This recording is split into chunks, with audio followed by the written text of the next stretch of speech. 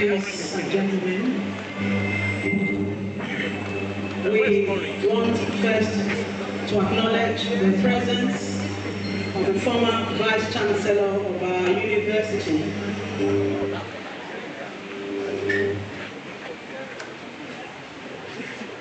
Please, we don't need to argue about it, please. We are covering this place. We are covering this thing. Former Vice Chancellor of our university, dear Daddy, Professor Faraday Osase Orumese. Please put your hands together. We welcome also former Registrar of our university, very delectable Mrs. Otasobie Oshodi. Welcome. We welcome former bursar of our university, Dr. Victor Imagbe. Welcome, sir. We welcome Professor Emeritus T.O.K. Awudu. Daddy, welcome. Please put your hands together. Help me to appreciate Professor Emeritus Julius Ikatua. Daddy, welcome. We are glad to welcome the wife of our Pro-Chancellor and Chairman Governing Council, Mrs. Amina Usman. Welcome, ma'am. The former Dean of Students, Professor Clem Igodaro, we welcome you. And I want to welcome very, very, very specially, all the way from Abuja, the Director of Studies of the National Institute for Legislative and Democratic Studies, Dr. Abiola. Please put your hands together. Welcome in warmly. Welcome, sir. The Chairman, Uniben Branch of the university's alumni, Mr. Paul Osaho, we welcome you. Welcome, sir. Great.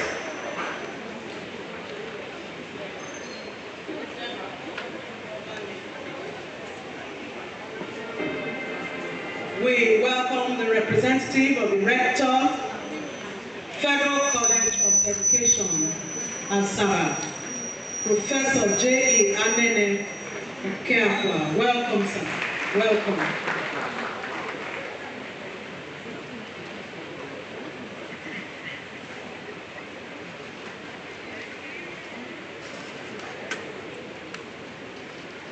I must welcome my friend, my personal person,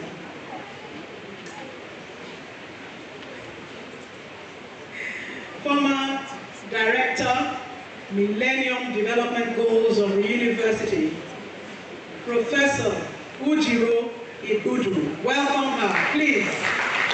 Thank you.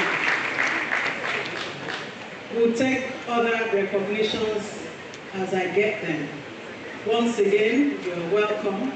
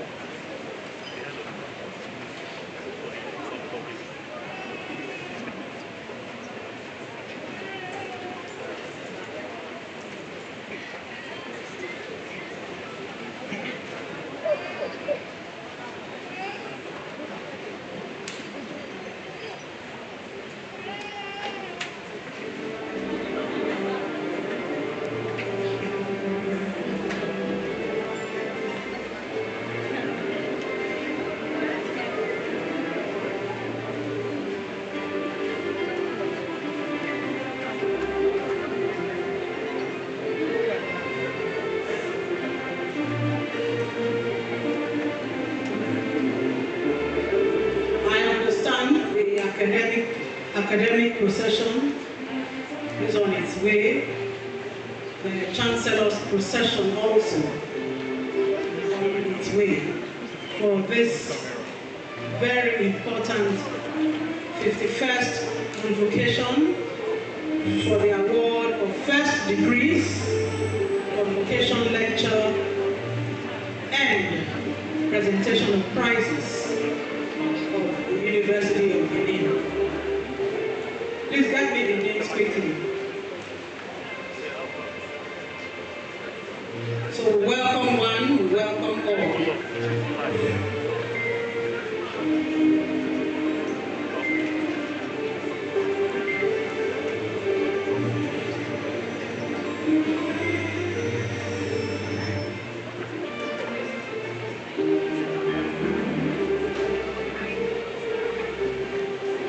Welcome, Professor Mori.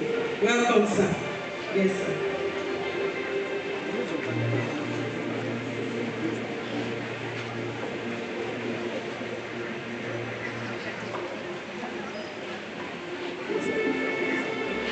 We are glad to have in our midst the MD of Real Choice Hotels, Mrs. Grace Akiga. Welcome. We appreciate you. You're very quiet early. Please put your hands together. Let's appreciate you. Thank you. Welcome, Madam Kasim Omoaka, Deputy Director, Federal Character Commission, Edo State. We welcome you, sir. Please appreciate you.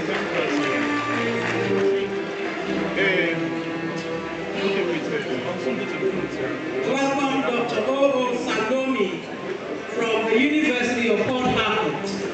We welcome you, sir.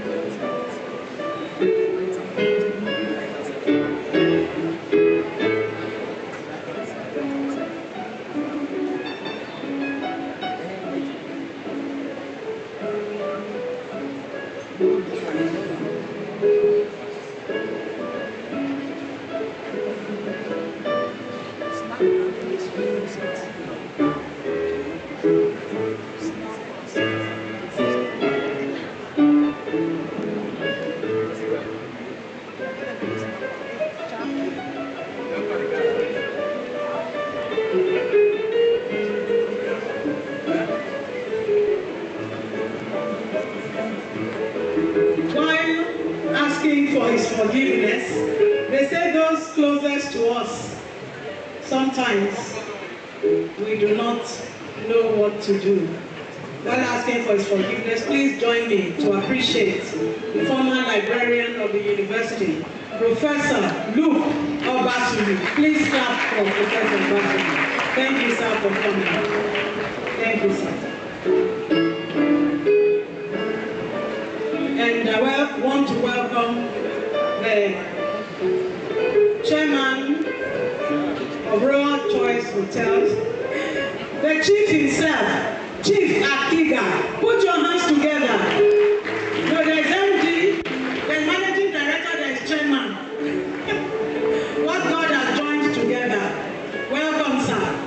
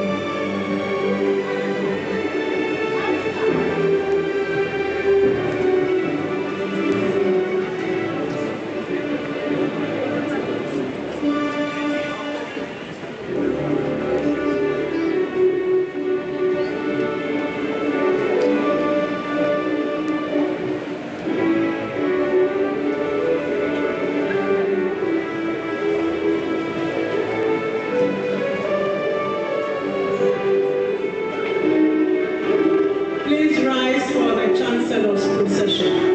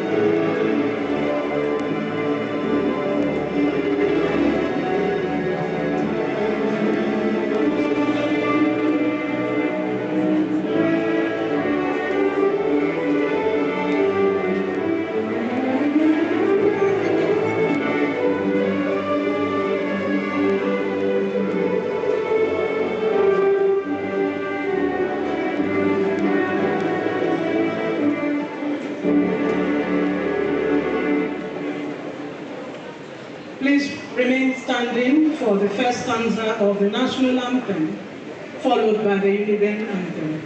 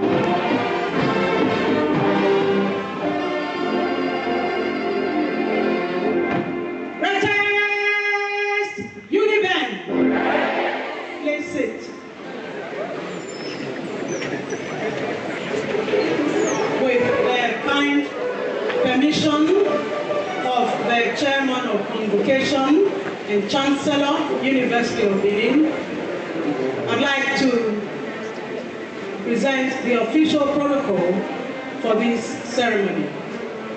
Your Excellency, the President and Commander-in-Chief of the Armed Forces of the Federal Republic of Nigeria and visitor of the University of Benin, President Bola Ahmed Tinubu, GCFR, the Honorable Minister of Education, Dr. Olatunji Alausa, CON, here represented, Your Excellency, the Governor of Edo State, Senator Monday Okpebolo, all Excellencies here present, members of the Federal Executive Council who are here, members of the National Assembly here present, the Speaker and members of Edo State House of Assembly here present, my Lord, the Chief Judge of Edo State, Chairman of Convocation and Chancellor, University of Benin, Your Royal Majesty, Ochiviri, Professor James Otese, Ayozua Ayatse, CFR, Toti, and Chairman, Benue State Council of Traditional Rulers, Your Royal Majesty, Omonoba Nedo Ukua Kolokolo, Oba Ewai, the second CFR, the Toti Ayatse, CFR, the Pro-Chancellor and Chairman Governing Council, Professor Shuaibu Umaru, members of the University's Governing Council, the Vice-Chancellor, Professor Edoba Omoyeke, Senior Advocate of Nigeria, former Vice-Chancellors of our university, principal officers, present and past, the provosts, deans and directors, members of Senate, professors emeriti, the Convocation lecturer, Professor Ewosa Osagai, members of the diplomatic corps, my lords, graduating students, parents and guardians, University of Benin alumni, invited guests, members of the fourth estate of the realm, distinguished ladies and gentlemen. Welcome to the 51st Convocation ceremony for the award of first degrees, Convocation lecture and presentation of prizes of our great university. Please put your hands together for UNIBEN. Clap, clap, clap, clap, clap. Thank you. Before Convocation proceedings proper begin, we'll have the Convocation lecture. And the topic is Making Our Universities Great, to be delivered by an erudite scholar, the Director General, Nigerian Institute of International Affairs, and former Vice-Chancellor of the University of Kada, Professor Ewosa Osagai. Please appreciate him. May I now invite the University Orator, Professor Gabriel Arishe, to present the citation of the lecture. Professor Arishe, please.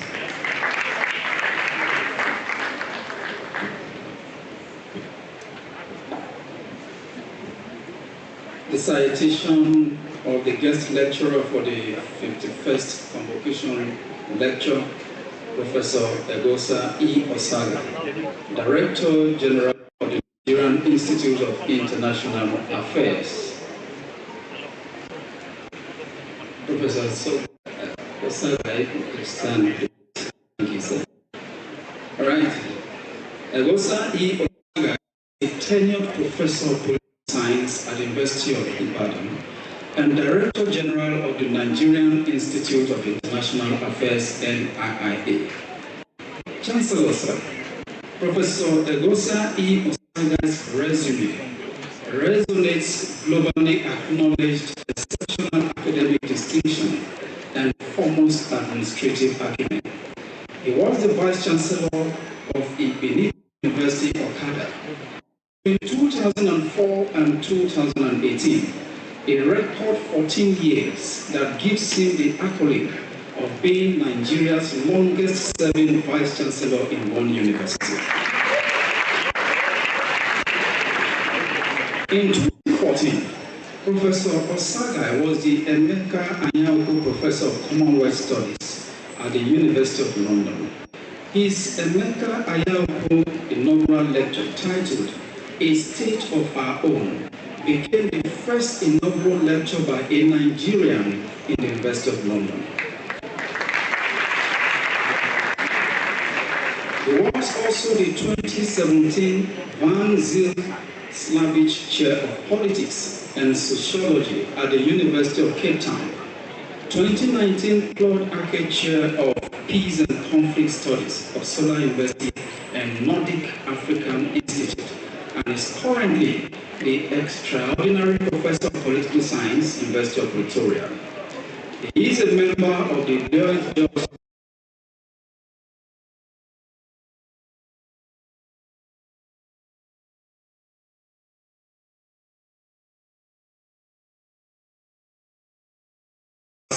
Advisory Board on Disarmament Matters.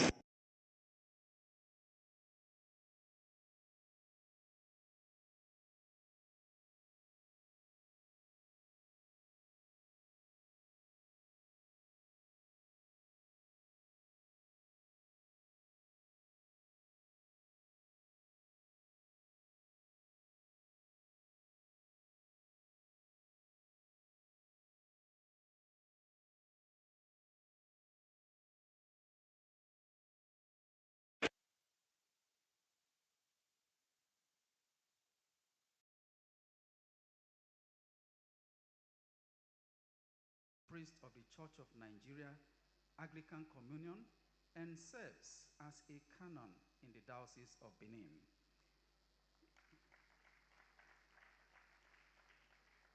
He represents a rare combination of intense spirituality, immense intellectualism, and committed family life. Chancellor, sir, with your kind permission, may I now invite the guest lecturer for the 51st Convocation Ceremony of the University of Benin, Professor Egosa E. Osaga, to mount the rostrum to deliver his lecture. Distinguished audience, ladies and gentlemen, please welcome him with a round of applause.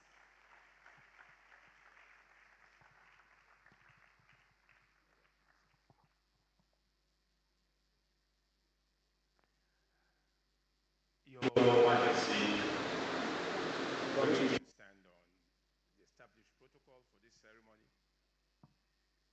and let me express my profound gratitude to the University of Benin for this great honor and privilege to be Convocation lecturer for the 51st Convocation ceremony of the University of Benin.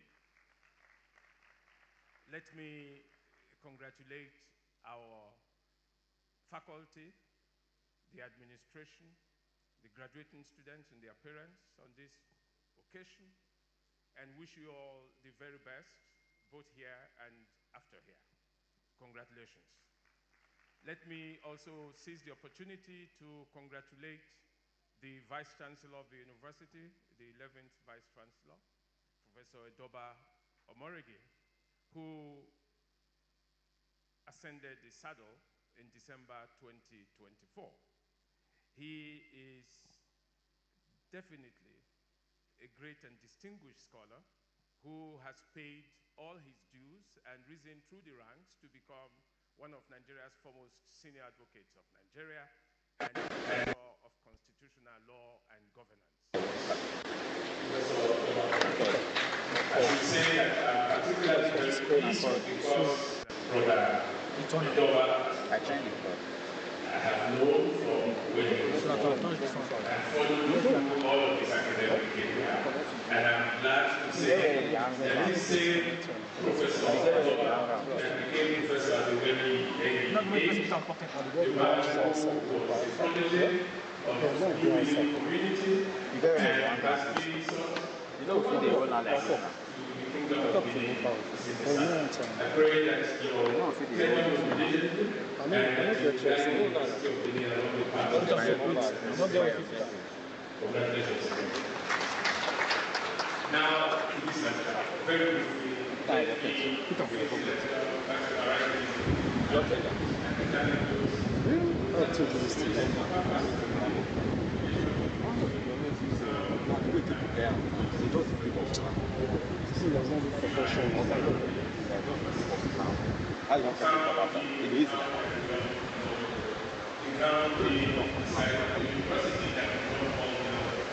So what is the balance and how can we be great in that context? I want to get pockets now. See the deal.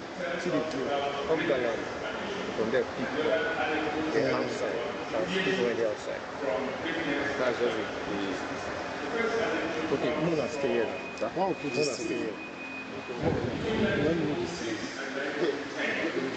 Because I don't have pockets. I don't feel inside.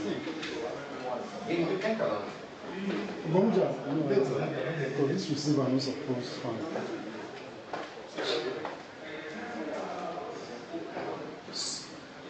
Check if the thing is strong. If the thing will feel receive as I go ground. Yes. As I go down, I want me to see whether I can feel still see him. We will flash you.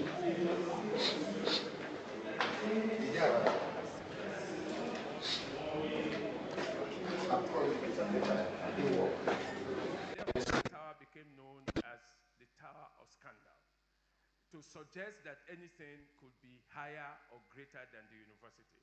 Now that was scandalous. Now, what did that mean?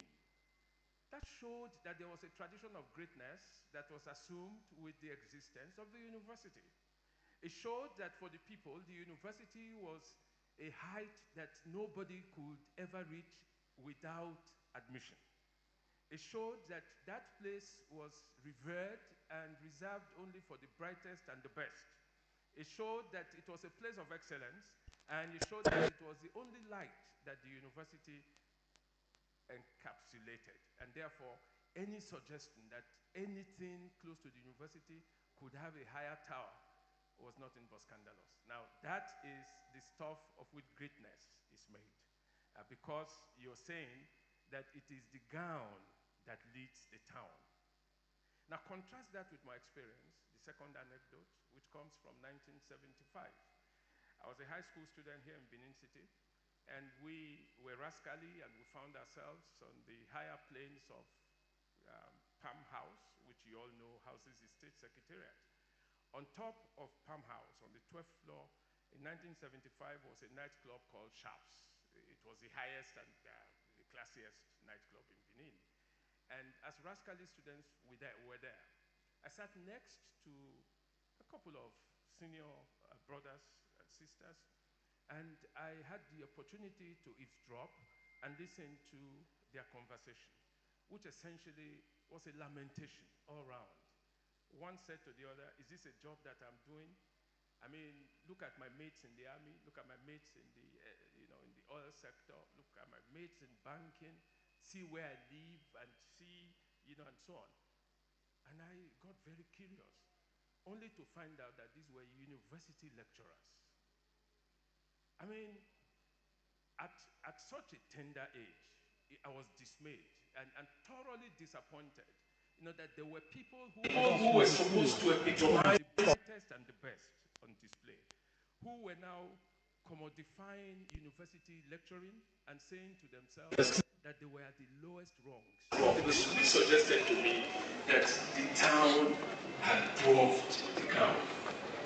And I guess suggests to us, that people who have those deviations from the tradition of excellence cannot be great. I mean, that is the point. Because what they were saying was that our universities were not the exclusive preserve of the brightest and the best. They were saying it is a place where any and everything goes. And they were saying that even people who were not so initiated were higher than them. So for them, there was no scandal about any tower being higher than the university tower. They had lowered the university to such an extent, that it would have been almost impossible for any university to become great. Whereas in Europe, you have halls like this that are called Great Hall. In Nigeria, we don't have great halls because we ourselves acknowledge that our universities were dwarfed from the beginning. Now, whereas in Europe, we had the brightest and the best, I say any and everything goes because today, many people who become lecturers are not doing so by choice and calling. It is because they cannot find anything better to do.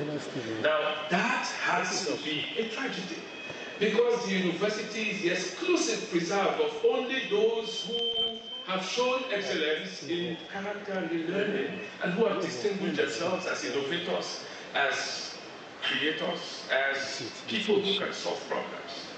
So we'll come to that in a minute. That for me shows that here our universities are struggling to show that the gown can be higher than the town. So it looks like the light was snuffed us, all of us, from the very foundation of the universities. Now to the lecture. Some will say, why have you simply said making our universities great without adding again? Because the norm today is to say making America great again, making America great again, making every place great again.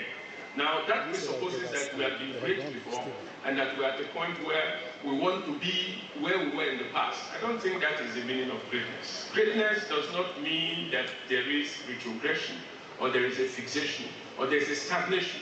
All those who use even great again mean they want to surpass whatever they had in the past. Now, so I use greatness in that relative sense to say that here we want to be great. But that's even more appropriate for our universities in Nigeria. In spite of all the progress that we have made, we have never truly been great, for reasons that I will advance in a minute. Now, the point about the university itself is universality. That the university is the most cosmopolitan and the most open, the most free of all institutions that the world has ever known. So that in a university you find people from all over the world who are gathered together not only for the sake of producing knowledge to lift mankind and make mankind progress and overcome problems and shackles that turn us down, but also people who want to throw light and show that the world can be a better place. So the university is at the vanguard of societal progress and humankind, and that's all that we all owe our universities. Any university that deviates from that, therefore, is not a great university. Okay, so what does this mean for us? Suppose you were to say, but our universities are great. How do you know they are great? The monikers that they have suggest to us that they are actually great institutions. So for instance, when Professor Hadiri turned up now, she was saying, great, great, and we all say great. Another university says, we're first and best.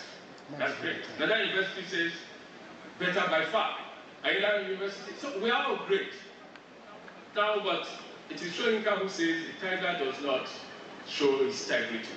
So in that greatness, if we were truly so, why are we not at the highest rankings of the university ratings and rankings that we have every year? Why do we delight in saying we have come within the first 10,000 and 20,000 and 50,000 and we place ourselves behind those rankings? Why, for instance, would the University of Yale or Harvard or Oxford or Cambridge say we are great? It is because everyone knows that greatness is earned. It's not self-glorification. It is something that you have earned over time. And I will suggest very soon that never mind those rankings, it is impossible for our universities to fall within the first 100 of them because they take place within what we call received paradigms that will not make us excel. But here we are. Let's get closer to it. You know that universities have different traditions. All universities are universal and they have cosmopolitanism as a defining factor. But the truth is that universities have different traditions. Some are Anglo-Saxon, some are American, some are and so on. Now, we don't have Christian African universities for reasons that you will see shortly. But in the University of Alexandria in Egypt and the University of Timbuktu, in what is today Burkina Faso, we have African universities. The University of Alexandria, for instance, was very distinguished in the field of medicine, and the philosophy was so great, and we are told that the Greek civilization that we all adduce today actually came from the recipes that the Greeks had of taking things from Alexandria, a library in Egypt, to become such a great civilization.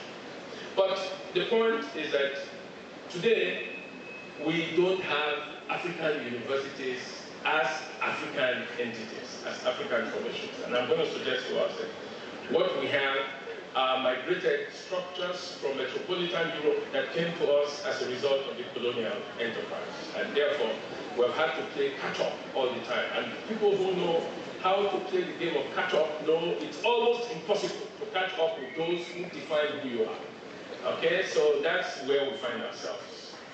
Now, in spite of the things that would define that one as people who are dependent and therefore second best, we have made efforts to be who we are. Because universities are truly universal centers for knowledge production, there can be exceptionalities for some universities that represent certain ideological foundations or that represent certain self-determined locations and spaces that need to be brought to the level of universalism. And so we found ourselves, just to take an illustration, in the aftermath of our independence, we found historians across Africa who had a duty, an historical duty, to show that Africa was not the dark continent. Africa was not, what the colonial masters said, that Africa had a history that suggested that there was a civilizing mission. So how was this Africa to be regenerated? The Ibadan School of Social History then went to town to say that colonialism to Africa was like the rise and fall of empires and didn't mean any more than that, and that therefore there is no fundamental change that has come as a result of colonialism. Now, well, you have the same thing, resonated in Ghana and in Kenya and in Uganda and in the famous University of Dar es Salaam in Tanzania. Now, but all those people didn't stop there. All those historians, Adele Apiku, Tekena Tamuno, Ade Ajayi, Kennedy, all of them didn't stop at simply saying, we were also great in the past, but they engaged themselves in universal scholarship just to show that the confidence had been built and that therefore we had the business to become different. Now, that is different from ethno-history, where people continue to deride themselves and show that they are great only because the villages that they come from have great histories. Now, that cannot make for greatness, it can only make for retrogression and stagnation. Listen, Professor Peter Eke has argued that African universities came as migrated social structures from metropolitan Europe, and that left them with organizational immobility and fixation. Now, fixation is something that will make you laugh. The University of Ibadan started as a college of the University of London and had academic caps and gowns as we understand them today. Now, those gowns and caps remained original because they carried the seal of the University of London. So for a long time, the University of Ibadan would say, would have nothing to do with tailors who make academic gowns because they reduce the quality that we have, having been born of the University of London. Now, that went on until the late 90s when the gowns were no longer enough to go around all of those graduates. And where did they go to? They went to Agbowo, which is the immediate community opposite the university, to make academic gowns. Now, for some of those lecturers and faculty, it was like you had brought the University of Ibadan down. That's the nature of fixation. Many of us remain fixated to all of these things that we have inherited from the colonial enterprise, and that's for us what makes university. But really and truthfully, our universities now need to be decolonized. We need decolonization as a foundation for greatness. Decolonization does not mean a rejection of all that is universal in the university. It simply means that we can, on our own, find our spaces, do our work, and become great universities that are able to solve problems. Let's use the very elementary theory of concentric circles to explain what I mean. When you are in a university neighborhood, you have light. The library of the university shows you where to go to read. The ambience of the university tells you how life can be lived differently. And the university will solve your problems. Security becomes a non-issue. But when you have universities that produce pure water, or universities that become great only because they offer employment, or universities that are places where labor unions learn to thrive, and students learn the vices of the most violent kind, you become almost a disservice to the community. And this is what we need to rebuild and become a decolonial structure. Now, how are we going to do that? Our universities must learn to solve our problems. In December 1967, Dr. Barnard of Grotesque Hospital in the University of Cape Town performed the first human-to-human heart surgery. That puts that university on the map. In 2018, and the period between 2018 and 2020, the University of Cape Town and University of Stellenbosch led the Cape Province of South Africa out of its greatest and most prolonged drought that that area had ever known. They got into the seas and had a desalination process for water to check the excesses of the drought. And for that reason, those places were redeemed. These are the kinds of things that we should do. Take the University of Benin. We live in a place that has been such a great civilization to the world, and yet the world knows very little about Benin. The University of Benin must take it upon itself to show the world the things that made Benin great. The moats, the royal courts, the army of Benin, the arts, the culture. All of those things must take their bearings from this great university. Every university, in other words, must be the master of its environment. Now, that is the space that you require to show the world that you actually have something to contribute to the world. Now, somebody would say, just listen to this professor. He's saying we should do cutting-edge research. We should become the greatest. That is he not aware that we are so poorly funded? Yes and no. Yes and no. No, because as I said earlier, university faculty, university lecturing, all of those things are a matter of calling, as you call in Nigeria. They say you are called. You just don't impose yourself. So people are called, they already have the foundation for greatness. If you have a calling to be a scholar, to be an academic, you already have that. So whatever funding you have then becomes an additional impetus to what you want to do.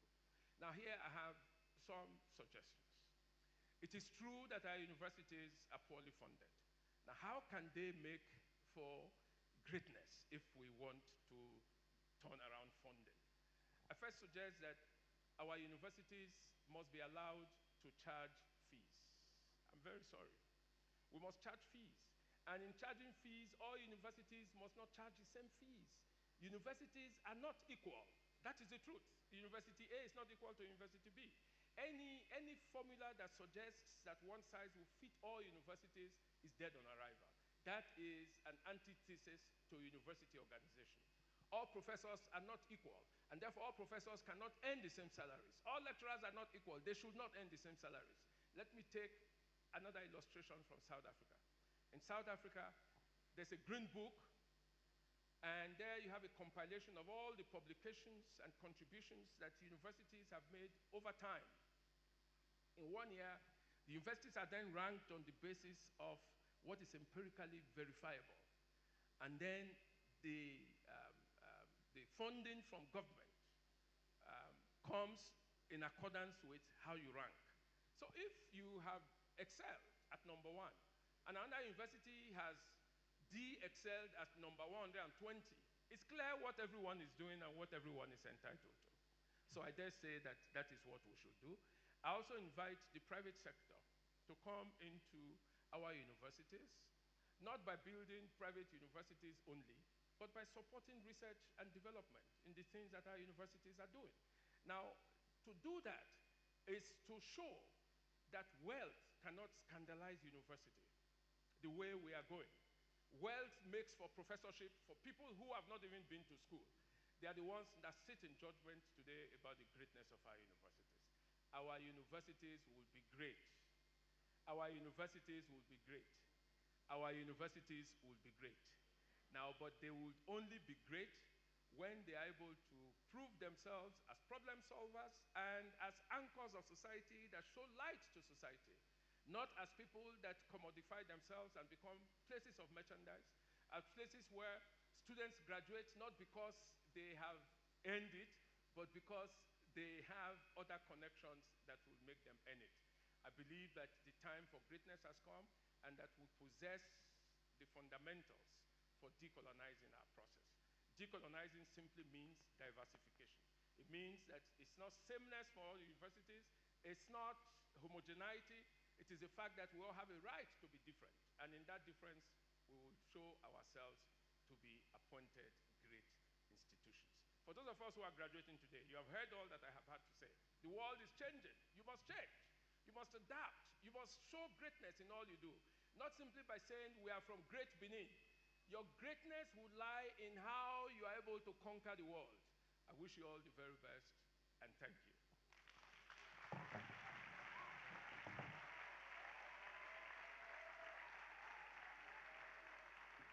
Graduating students and audience, please stand to appreciate this lecturer. Thank you, thank you. Please sit, please sit. Truly thought-provoking. And you know he's a Reverend Canon. He prayed that our universities will be great. Amen? May I now respectfully invite the Pro-Chancellor and Chairman Governing Council, Professor Shuaibu Umaru, to make a special presentation to the guest lecturer. Pro-Chancellor, sir.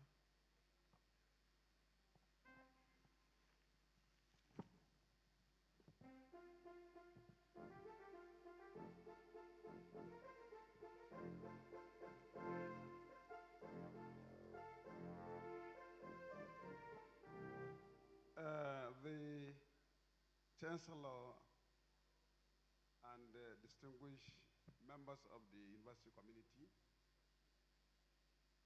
we have listened to the presentation made by our guest lecturer. And if we don't know what is meant by a professor, yes, we have seen one. He has presented a professorial talk. A professor in a real term of being professor.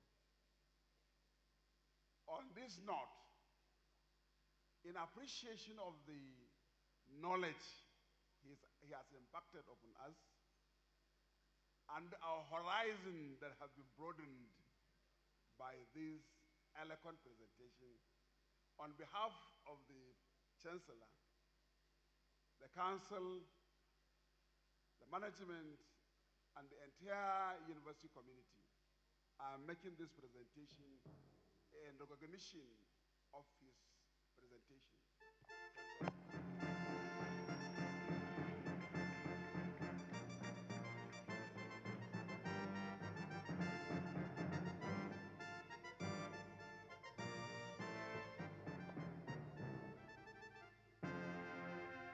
Thank you, Pro-Chancellor, sir. Chairman of Convocation, Your Royal Majesty, the Tortive, may I now respectfully invite the Registrar of the University and Secretary to Council, Mr. Ademola Bobola, to commence convocation proceedings. Mr. Registrar, please put your hands together for the...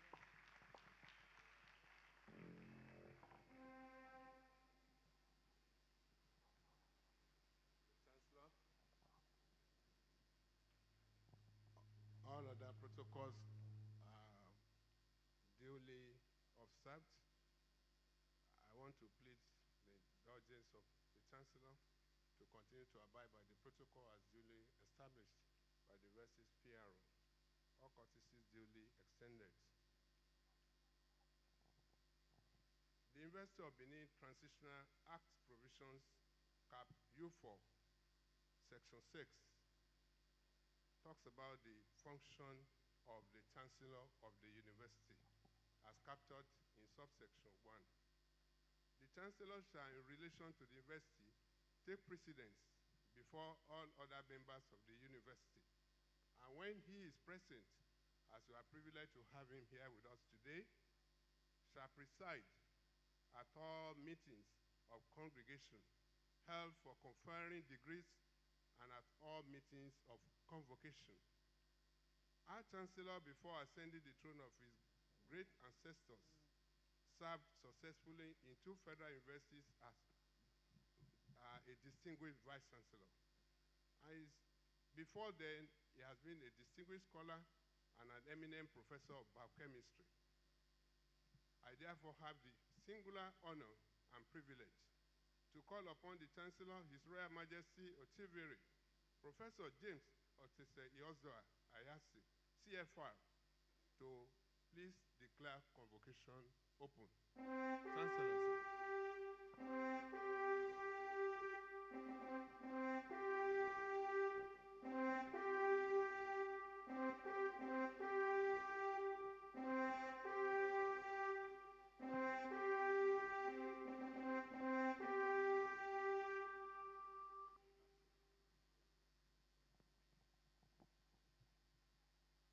Let me first appreciate the Almighty God for this day and to welcome all of you to this ceremony. I want to appreciate the Convocation lecturer for a wonderful lecture and for doing it on a very short time.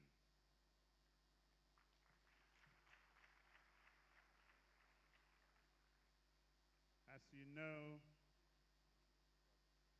I need to say that due to circumstances beyond us, we have had to squeeze in the convocation lecture during convocation ceremony. But that's normally not the procedure. So bear with us. The protocol for this ceremony has already been very well established. So to save time, all that will rise to speak should just stand on the protocol and give their speeches to save time. With those preliminary remarks,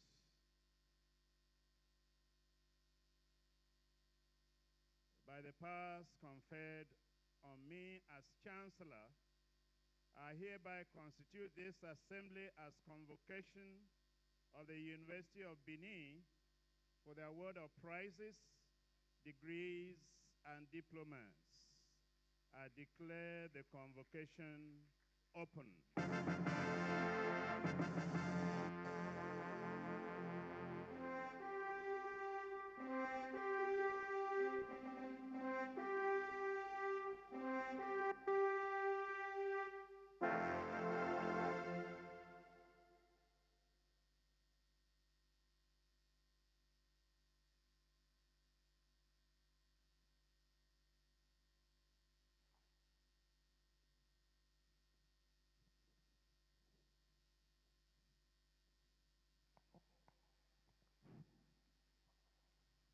Chancellor, sir, I now have the very rare honor once again, sir, to call upon you to present your address to convocation. Chancellor, sir.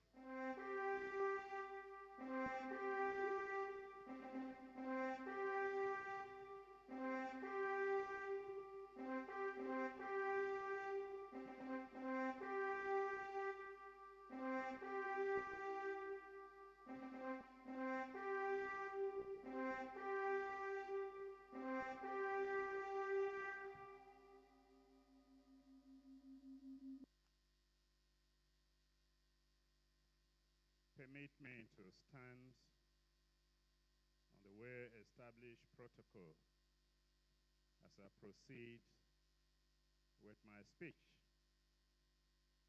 We express thanks to God Almighty for the grace to join you all and to preside at this auspicious 51st convocation ceremony of the awards of degrees and diplomas.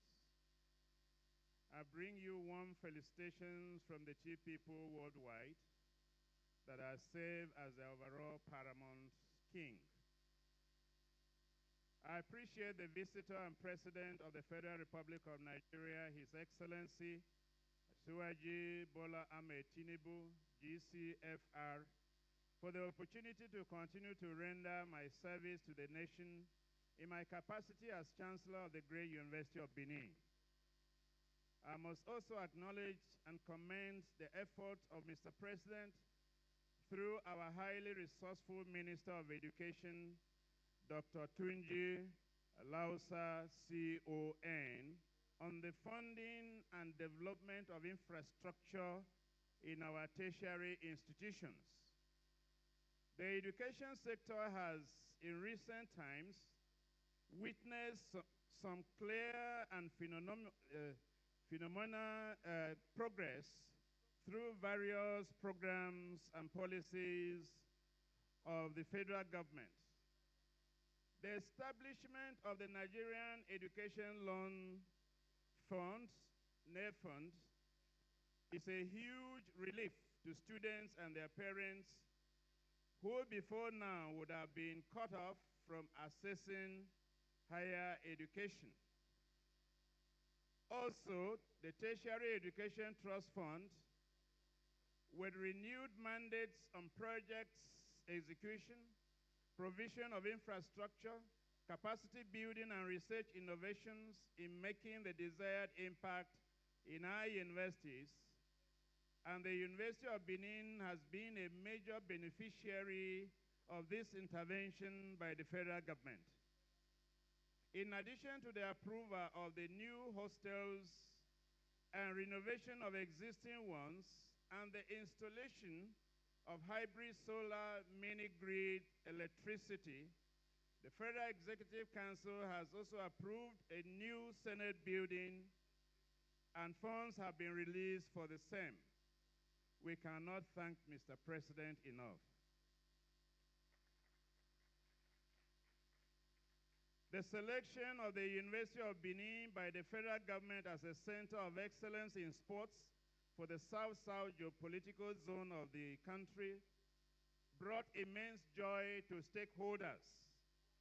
We are poised as a university to justify this choice by redirecting ourselves to all-round excellence in training and grooming of our young people, and to position them to compete as well as excel in both academics and sports. The federal government, in its continued quest for quality tertiary education, is doing a lot. Government is further encouraged to increase revitalization funds for our universities and endeavor to settle outstanding salary arrears and allowances of our workers. These will boost staff morale and demonstrate government's commitment to university staff welfare. The floating of an interest-free loan scheme for university workers known as Tertiary Institution Staff Support Funds is a welcome development. I urge workers to embrace the gesture of government and to access these loans responsibly. We read in the press the widely circulated promise by the president that under his watch, staff unions in the universities will no longer go on strike because there will be no reason for that. We sincerely appreciate this bold declaration by the president and appeal to him to address the issues that led to the 2-week warning strike by ASU in October, and give directives to ensure that the lingering issues are laid to rest once and for all. The president has demonstrated sufficient political will in many areas in the polity. We believe the same can be extended to staff unions in tertiary institutions on a sustainable basis for a stable and healthy education climate. In this regard, let me suggest that the president should consider directing on the approach of linking the salaries of staff in tertiary institutions to the national inflation rate so that on an annual basis, salaries of staff are automatically adjusted in line with inflation.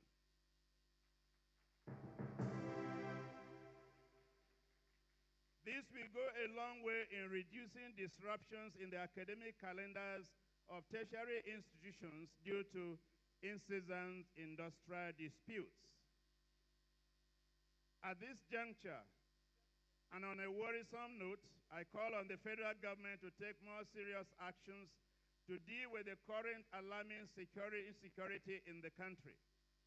Government should consider the need to develop an indigenous aerospace technology as one of the ways to tackle incessant banditry and cases of insurgency in parts of the country. The current fear and uncertainties of road journeys due to insecurity can be addressed decisively as government has done in other critical sectors.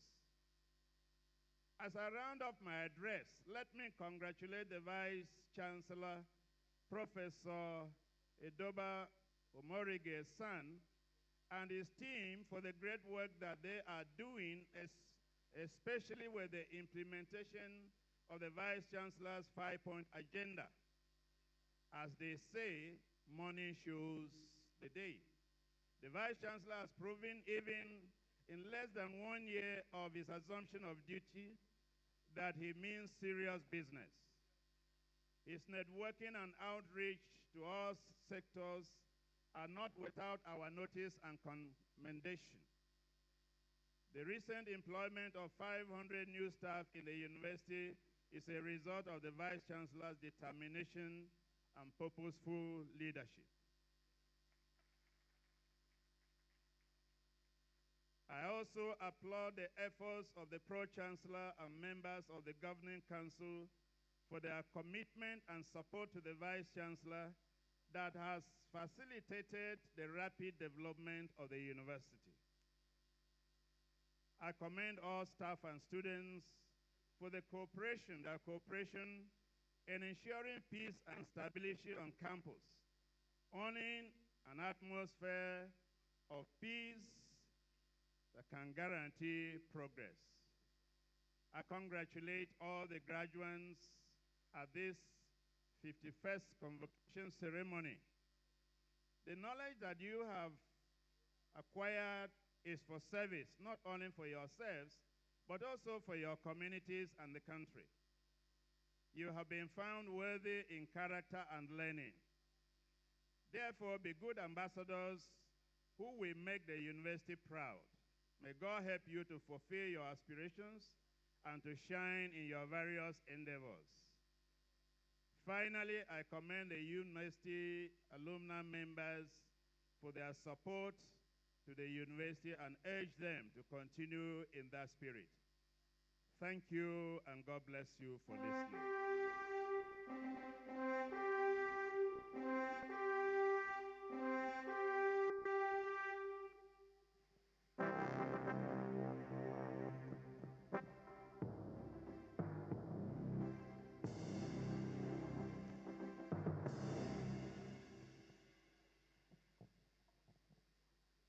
Chancellor, sir,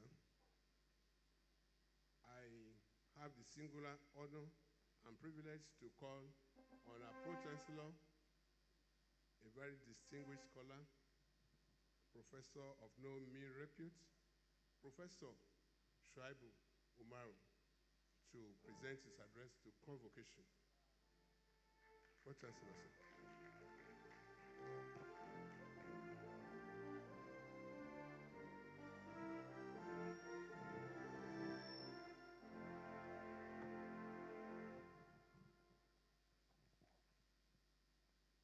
As rightly recommended by His Royal Highness, the Chancellor, we are all maintaining on the established protocol. I start my presentation by conveying a warm greeting to all the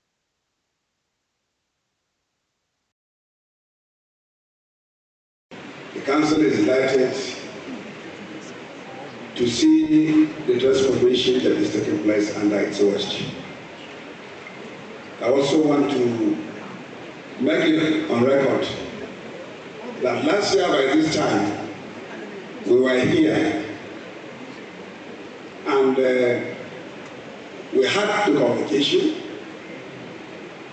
Then the VC was elected and appointed, but not inaugurated. So he was here just as, what do you call it, President? The VC elect. But today we are here with you, not only as the VC elect, but an inaugurated VC. He has served the university for 11 months.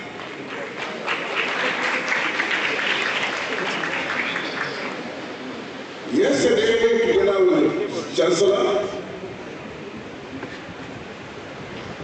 the VC and his team took us down to the university to see for ourselves the giant strides he has recorded within the 11 months. And to the conviction of the council and to the endorsement of the Chancellor, the Vice Chancellor has done well within the 11 months.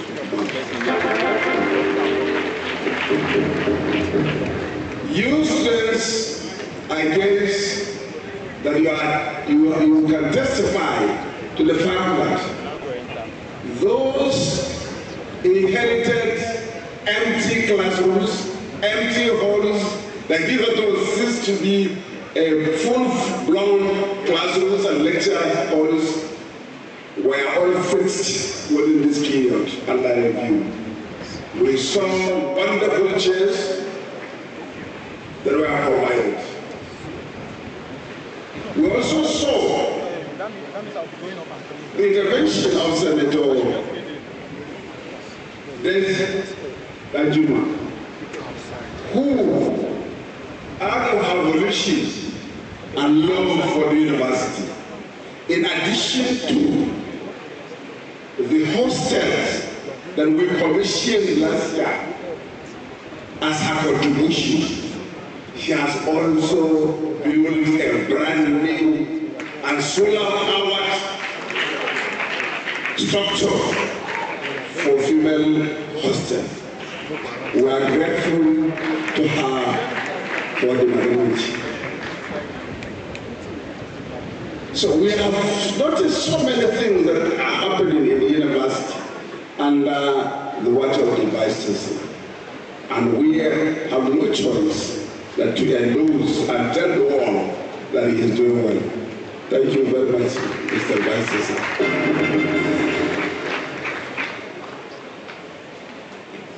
It is my single honor and privilege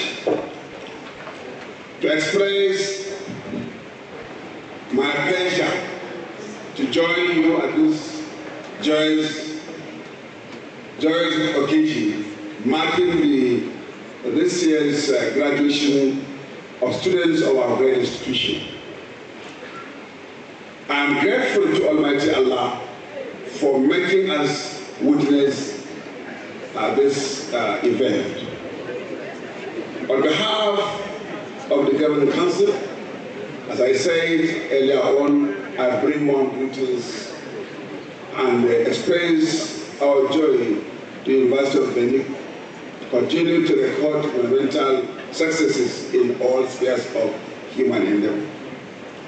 The University of Benin, in the last 5 decades, has produced over 370,000 graduates. And today, over 15,000 new graduates are being added to the number. We congratulate the graduates and the university's management, teaching and non-teaching staff for the hard work and dedication put into produce these latest graduates. Our compliance with the admission standards, courses offered across the 21 faculties, and the degrees we award to graduates are all in alignment with the NUC's national policy on education. This level of compliance with the dedication and efforts of our staff who ensure learning and the right values are impacted to students have made the University of Benin unique, highly sought after and respected among the community of universities. Our graduates are highly valued within Nigeria and globally because they are trained to be industry-ready and impact-focused. Are you not happy with that? That is what we all want. Yesterday, we went to Eke1 campus, and we were greeted by a group from theater art that welcomed us. And the way they displayed what we saw, it suggests that by the time this group graduated, we will have another queue of celebrities produced by University of Benin in addition to the existing ones. I know we have good celebrities who are performing wonderfully well in the acting industry that are produced by University of Benin. Therefore, we are industry focused and we are impact focused. I appreciate greatly the magnitude of the visitor of the university, His Excellency the President and Commander-in-Chief of the Federal Republic of Nigeria, Asiwaju Bola Ahmed Tinubu, GCFR, for his gracious attention to development of education in the country. Already, the Chancellor has enumerated so many interventions that the federal government has approved for the University of Benin. He listed, among others, the new Senate building that is in course. The project was initiated about 40 years ago. It couldn't be implemented until today under the watch, under the sponsorship, under the support of Mr. President. Besides all other approvals and supports given to the university, we are appreciative for that support. I must also commend our highly resourceful Minister of Education, Dr. Tunji Alausa, CON, for his prompt execution of Mr. President's education policies as it relates to tertiary education. To a just government, through His Excellency Senator Monday has been consistent and intentional about its support to the University of Benin. We are indeed grateful to His Excellency for considering the university as part of his constituency despite being a federal institution.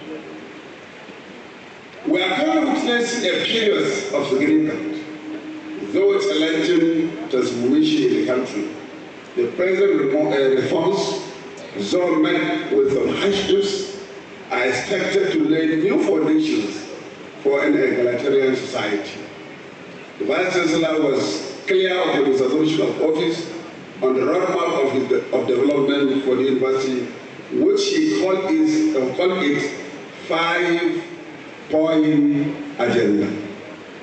It is important to mention that the last 11 months of his tenure has brought tremendous development and goodwill to the University of Benin, as I have already acknowledged. I therefore commend the Vice Chancellor for this accomplishment achieved just within a year in office and pray for strength to accomplish more in the remaining years of his tenure. Let me at this juncture put on record the contributions of the alumni worldwide to their alma mater.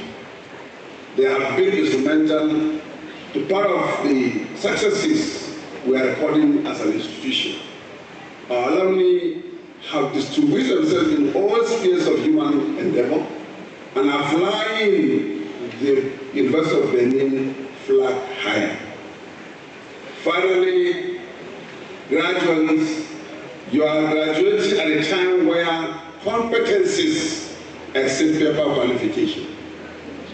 This is the time where what you can do is highly prized over what you have. Employers of labor are not just hunting for degree holders, but are in search of innovative, result-oriented, teachable, talented, and character-efficient individuals. I charge you not to relent in your pursuit of knowledge. You are the greatest assets that Nigeria requires in its development. Your energy, education, and vision will get you to a very height where you cannot make, you can make your marks. I therefore ask you to be focused. To parents, I want to call loudly and to reiterate what the Chancellor said. He has mentioned the issue of Nelford. Nelford is one of the legacies that the present administration will leave behind. Students' loan has succeeded globally, even in developed countries like America and the like. Despite their advancement, despite their financial capabilities, yet no even children of those who have took or take loans to support themselves in the university. Therefore, this NEL fund has come to stay. Therefore, I am calling on parents to please allow their words to enjoy that. It is a policy, it is a system. Whether you join it or not, others will live with it. So why do we not allow our words to join? After all, as I am quoting from what Obama says, that he was blocked, that he was buried in loans, still loans. You imagine somebody who became the President of the United States of America used loan to support his education. Why can't we allow our words? Let us not politicize it. Let us, and it is there for us to, it is to key in to help our children. As I'm speaking to you, I'm a professor, I'm chairman of Chancellor. My kids are enrolled. My kids are enrolled in that fund. Not because I don't have the money to pay, but to encourage the system to survive and succeed. Therefore, my Chancellor, I'm using this opportunity to make a call on parents to please help the system to survive by encouraging students. I'm saying so because by the time you look at the student debts profile in the University of Benin, it's so high. So if the parents can afford, why do we have student debts? And the government is now saying, no, come, we will pay the debts. We will pay the school fees. We will give you upkeep. If you can graduate after 4 or 5 years as a medical doctor or pharmacist or a by engineer or whatever, after graduation, the loan you have is just nearly about 1 million or thereabout. For a graduate, what is so difficult? What is so embarrassing? For only 1 million. Hello? So please, I am making a laudable call so that parents will understand the spirit and the direction of the government. Thank you very much.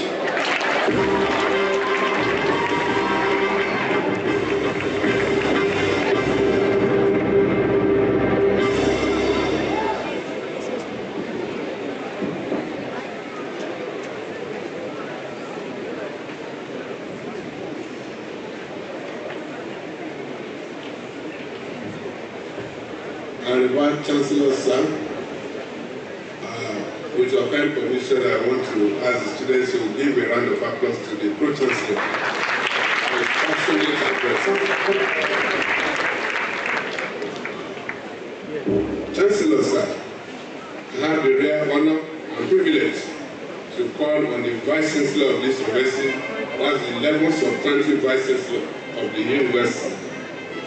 And by your kind permission, he is being admitted here today for the first time as Vice Chancellor to address this assembly.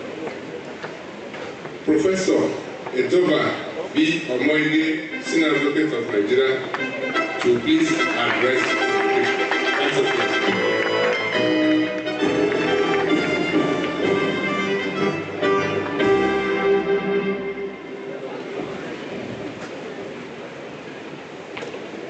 Your Royal Majesty and Chairman of Convocation, please permit me to stand on the already well-established protocol.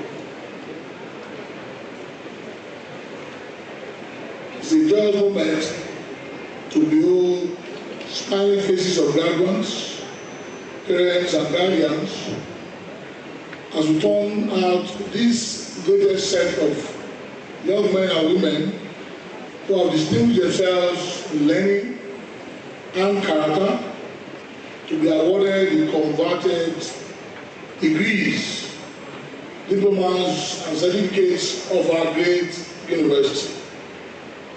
We acknowledge in a special way the President of our country and visitor for this university, His Excellency Bola Ahmed Tinubu, GCFR, here ably represented, and the Honorable Minister of Education, Dr. Ralph Olatunji Alausa, CON. Welcome also our dear Governor of Edo State, Senator Monday Okpebholo, also represented, for taking time off his loaded schedule to come to share the joy of today with us. This is my first address for Convocation as Vice Chancellor of this prestigious university, having obtained office on the second day of December last year. I joined the Chancellor and the Pro-Chancellor to welcome you all and to say that your presence here today is highly valued.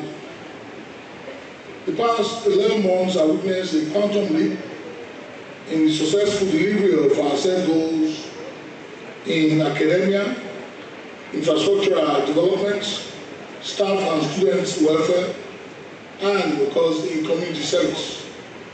Our objectives have been ably articulated in our 5-point agenda, which constitute the roadmap of this administration and which links with the university's strategic vision.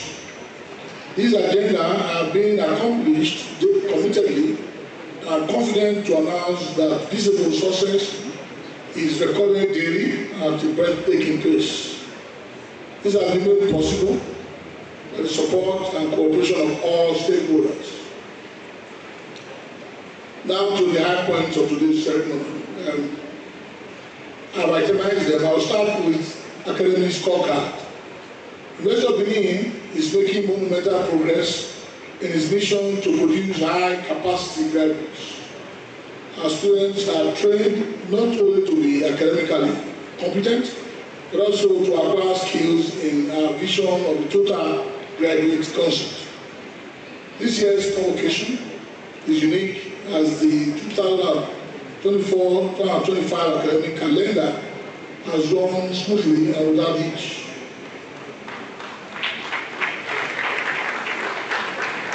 We congratulate the graduates for successfully concluding their programs and out of atmosphere of peace and tranquility. And permit me, Chancellor, to applaud management, staff, students, and all stakeholders who made this possible. At the first degree level, we are graduating a total of 14,083 graduates. The result is as follows. For first class degree, we have 198. For second class upper division category, we have 4,217. For those who are met in the second class lower degree category, we have 7,958. For those who bag the third class honors degree, we have 570. Chancellor, sir, we are not graduating any student with a pass degree. Those who come for that. For diploma, we are awarding 212. And then for certificates, we are not awarding any. We also have the category of the unclassified. These those who are in medical fields. And then we have 495 of them. All of them permit me to now gloat as a father. Happens to be my own daughter. Then we have 10 students with distinction. Those who are going to get credits in the diploma, we have 221. And then for merit, we have 167. And last but not least, we have for pass on the diploma, we have 57.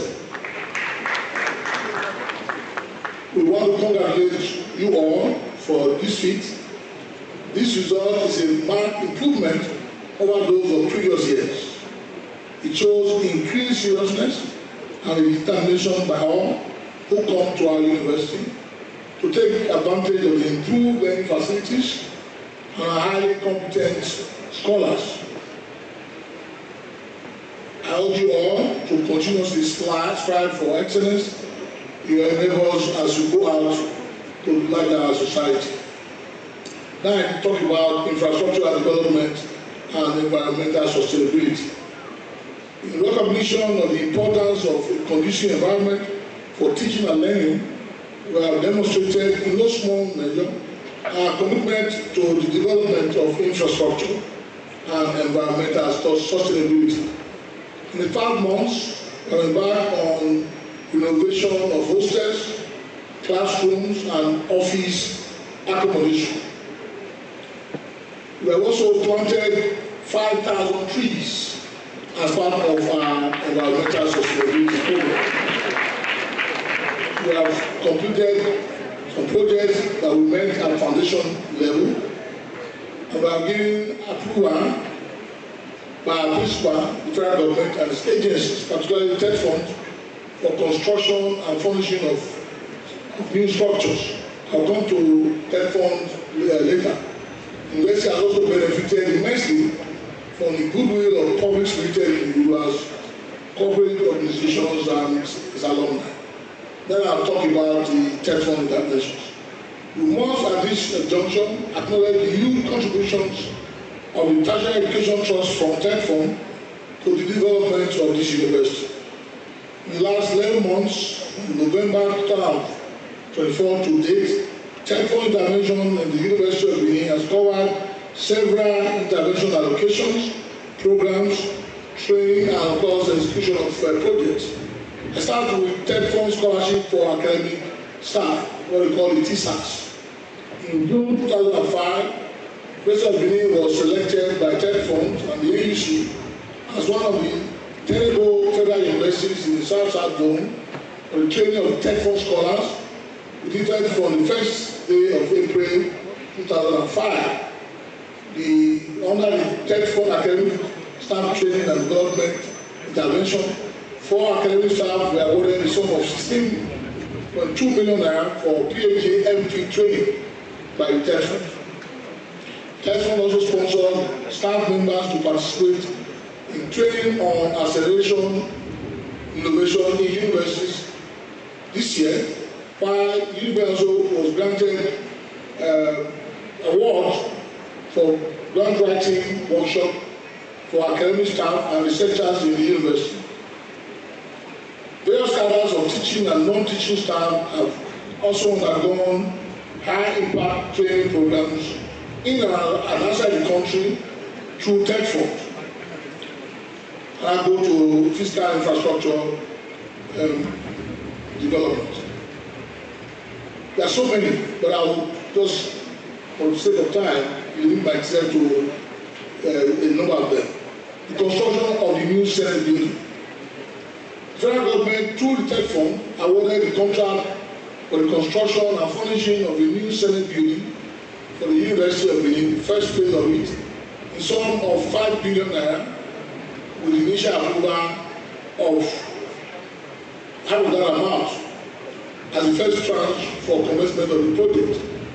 This development underscores the University of Benin standing as one of Africa's leading tertiary institutions and a preferred destination for students seeking quality higher education.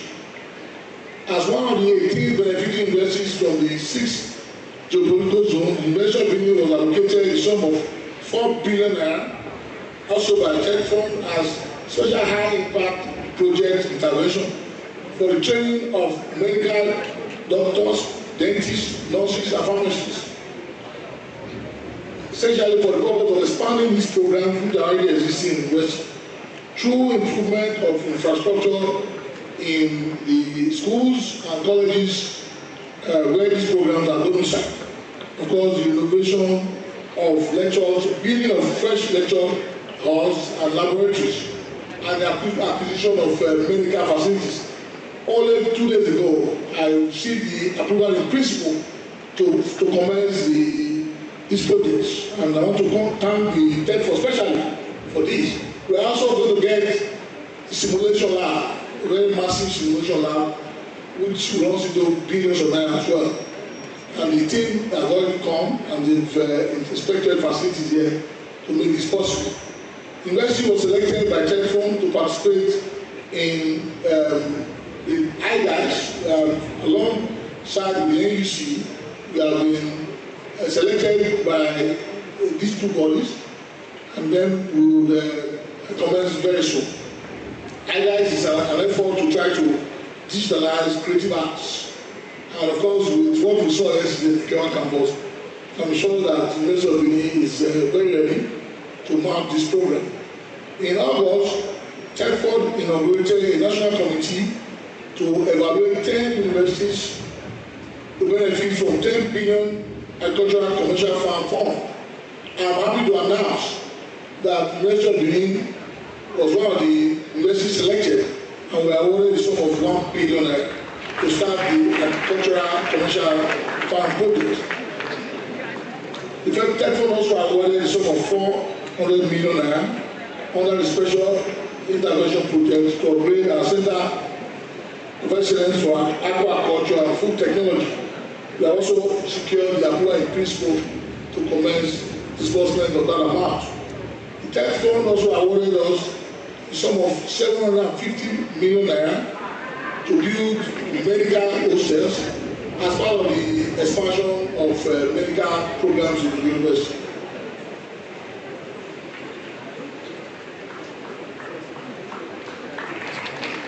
I thought we were going to clap for that. Even as we are graduating, we are still part of us. I'm sure you know that. TECFON has also provided so many other interventions, routine intervention programs for not only the University of Benin, but universities across the country. This year, we benefited from 1.3 billion naira grant for renovation of our old University Library in the Kewa campus and for complete restoration of the Faculty of Veterinary Medicine, which are vandalized by criminal elements in our Side B. We also benefited from the sum of 150 million naira for our ICT infrastructure. As I said, there are so many, so it will permit me to skip them so that we can proceed. Now, it is clear that the University of Benin has never had this so good coming from third form. We are grateful to the federal government, once again to third form, and to our valued benefactors for all these intervention projects. And now go to recruitment exercise. Your Excellencies, Your Royal Highnesses, ladies and gentlemen, it is known that there has been employment stagnation in the university approximately for 10 years. As part of our efforts to address the dearth of teaching staff, we approached the federal government and made our case because the records show that we are 3,600 academic staff behind because of this 10 years hiatus. And to the glory of God, and with the support of the Minister of Education, Dr. Rauf Olatunji Alausa, and all other related agencies, including, I must say, the Director General of the Budget Office of the Federation, we were able to recruit 500 academic staff of the university, 450 of them academic staff, and 50 non-academic staff.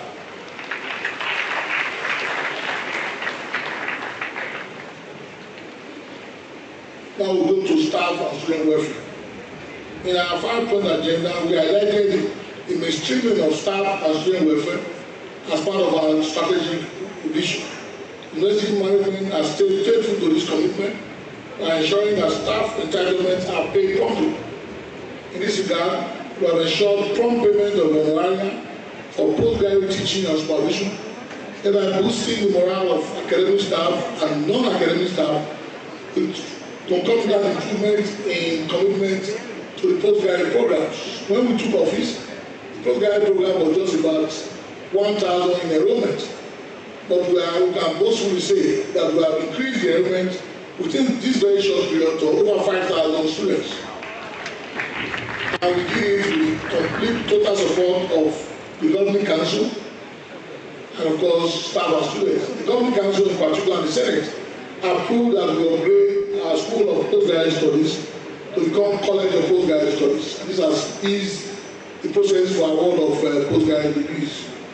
I now go to community engagement. I can say with humility that we now enjoy cordial relationship with our communities around us, such as the Igbo community, the Ekosodi community, the Osasogie community, of course the Ekema Oviewski axis of our first campus where we began this university, and that is the Ekema campus. And then the Fosa community just across here, and then very, very importantly, the Ute community. That community took us to court a number of years ago, and even as we triumphed in court, we thought that it's not enough to triumph in court, but we also have to win the peace. So the nagging issue of the University Side B, which has Ute community as the predominant community there, has now been resolved amicably following our meetings with indigenes of Ute and Efusa communities. I want to put on record our gratitude to His Royal Majesty Omonoba Nendo Uakolokolo, Ewaye II CFR, whose fatherly and mediating role helped us to resolve these lingering crises, even after we had triumphed in court. And I conclude.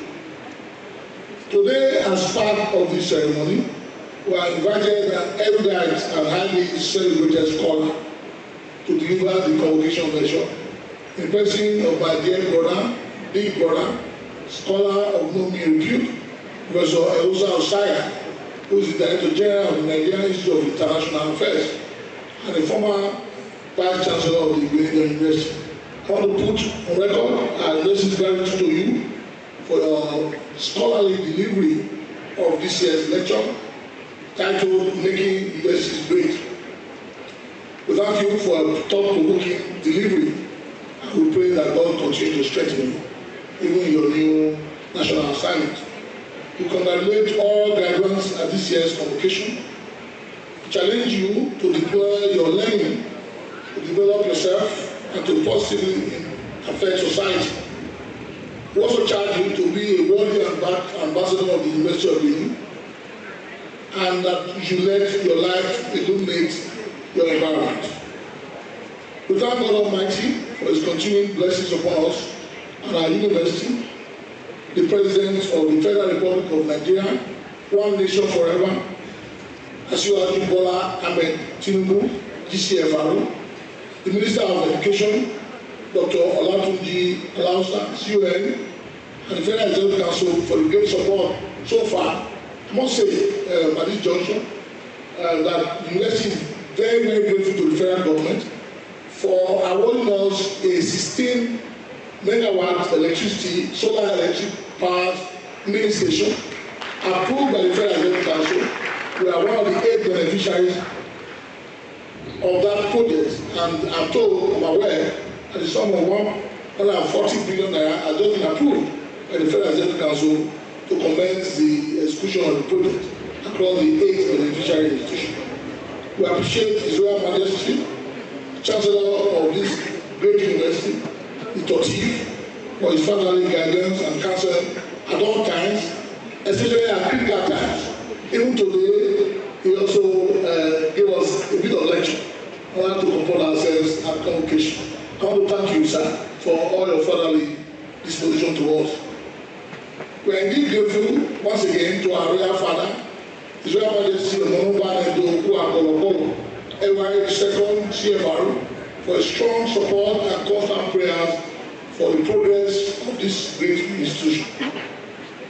I want to thank very especially the Chairman and Pro-Chancellor of this university, Professor Maru Shuaibu, and members of the Governing Council, as well as management of the university, and of course the Senate of the university, for the sacrifices made constantly to ensure that the wheel of progress of this university is not hindered in any way.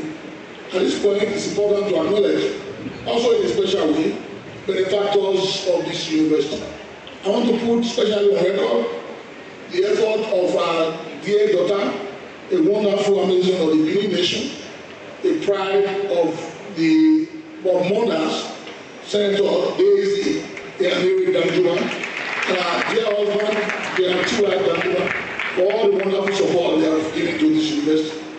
So far, they have put up 3 magnificent edifices for our hostels, and they promise to do more. I want to also acknowledge other philanthropists, corporate organizations, the alumni body, staff and students of this university. Great university students for their individual and collective contributions. We urge you all to continue to support the university as we move on from one progressive level to another. Finally, let me acknowledge the greatness of God Almighty. We bless God for all His favors and want to pray for all of you, graduates, that God will continue to protect you. Thank you so much, and may God continue to bless you.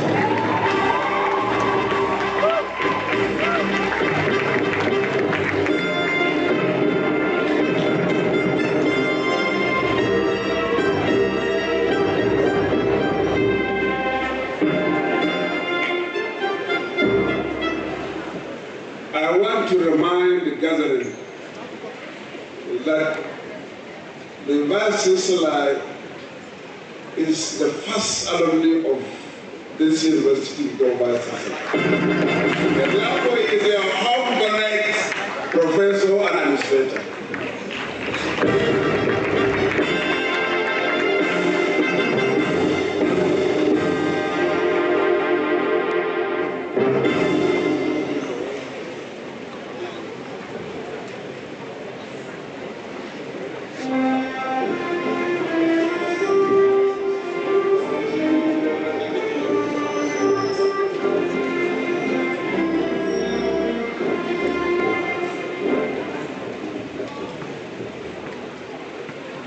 Chancellor, sir, kindly allow me to make an announcement concerning the representatives of sister universities. Some are on this other side, and some on this other side.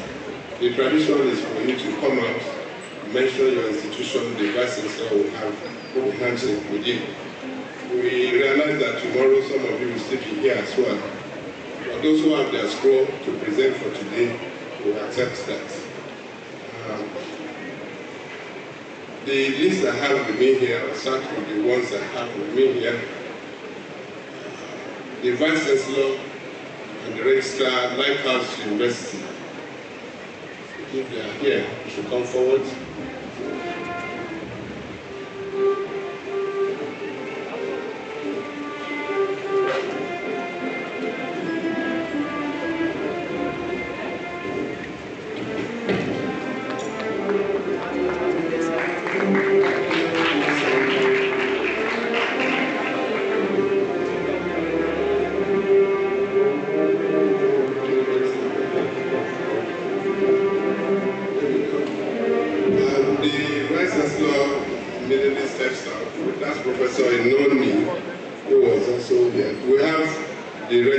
University to come forward and have a handshake.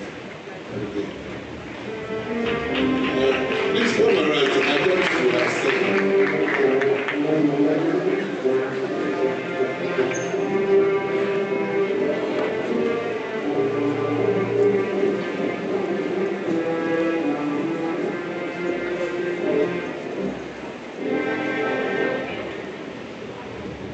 The Vice Chancellor and the Registrar, Dennis Osadebe, University, Asaba, Delta State.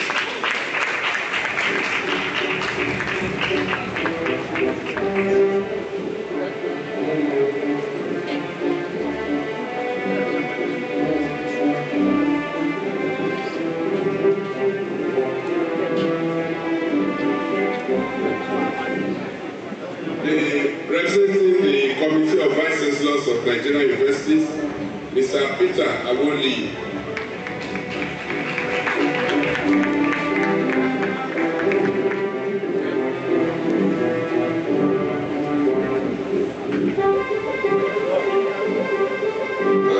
We have where the Vice Chancellor was before he has assumed duty here as Vice Chancellor. The Nigeria National Institute for Legislative and Democratic Studies, NILS. The Director of Program there is representing the Director General, Professor Sulaiman Abubakar. Please let's give him a round of applause.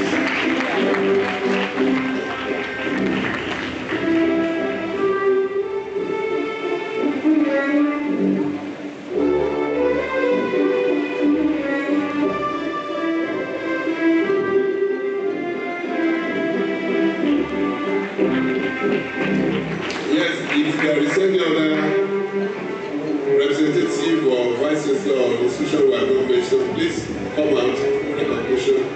I know most people have indicated to us that they are coming tomorrow. Mr. Vice Chancellor, I think we are okay with that.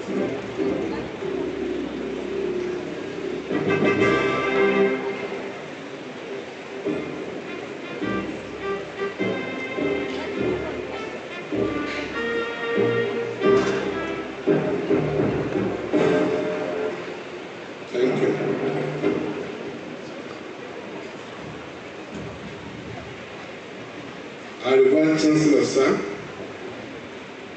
the Deans of Faculties of Agriculture, Arts, School of Medicine, Dentistry, Schools of Basic Medical Sciences, Faculties of Education, Engineering, Environmental Sciences, Law, Life Sciences, Management Sciences, Faculties of Pharmacy, Physical Sciences, Social Sciences, and the Directors of Institute of Public Administration and Health Services Management will now present in turns their students who have fulfilled the requirements of the, as prescribed by the Senate of the University and have been found worthy in character and in learning to be awarded the degrees and diplomas of this university.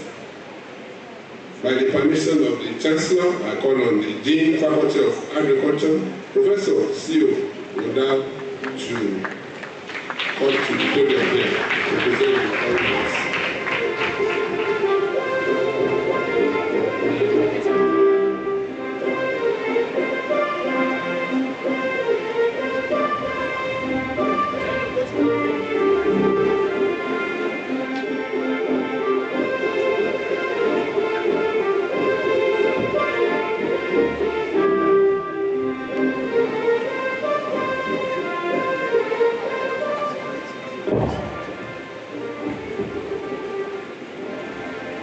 Will the recipients of the Bachelor of Agriculture degree in Agriculture, Agricultural Economics and Extension Services, Animal Science, Crop Science, Aquaculture and Fisheries Management, Forest Resources and Wildlife Management, and Soil Science and Land Management rise?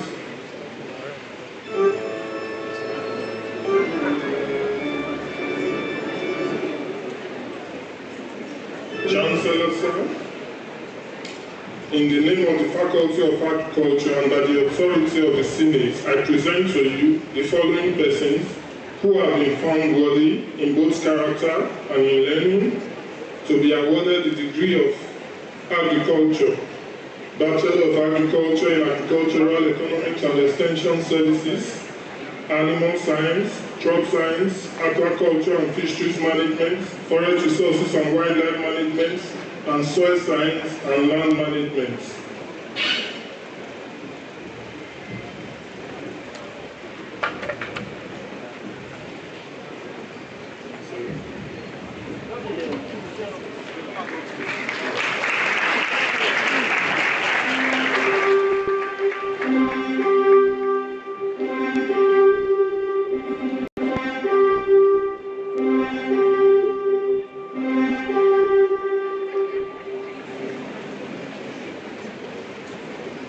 By the powers conferred on me as Chancellor, I award each of you present and those who are absent, for whom the Dean stands proxy, the degree of Bachelor of Agriculture in Agricultural Economics and Resource Management, Animal Science, Crop Science, Aquaculture and Fisheries Management, Forest Resources and Wildlife Management, Soil Science and Land Management, Food Science and Nutrition, as well as Agricultural Extension and Rural Development of the University of Benin. Congratulations.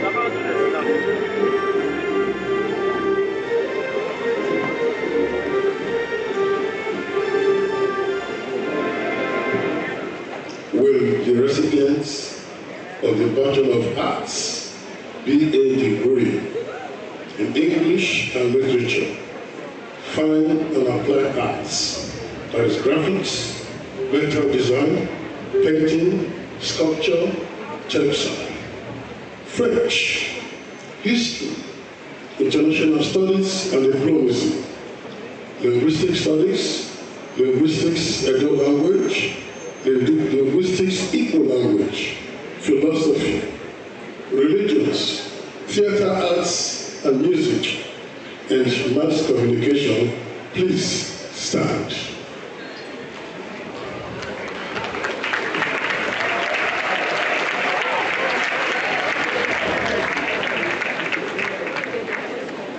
Chancellor, sir, in the name of the Faculty of Arts, and by the authority of Senate, I present to you the following persons who have been found worthy, both in character and in learning, to be awarded the degree of Bachelor of Arts, BA in English and Literature, Fine and Applied Arts, and graphics, vector design, painting, sculpture, textile, French, history, international studies and diplomacy, linguistic studies, linguistics, Edo, linguistics, Igbo, philosophy, Studies, Theatre Arts and Music, and Mass Communication of the University of Benin. Chancellor, sir.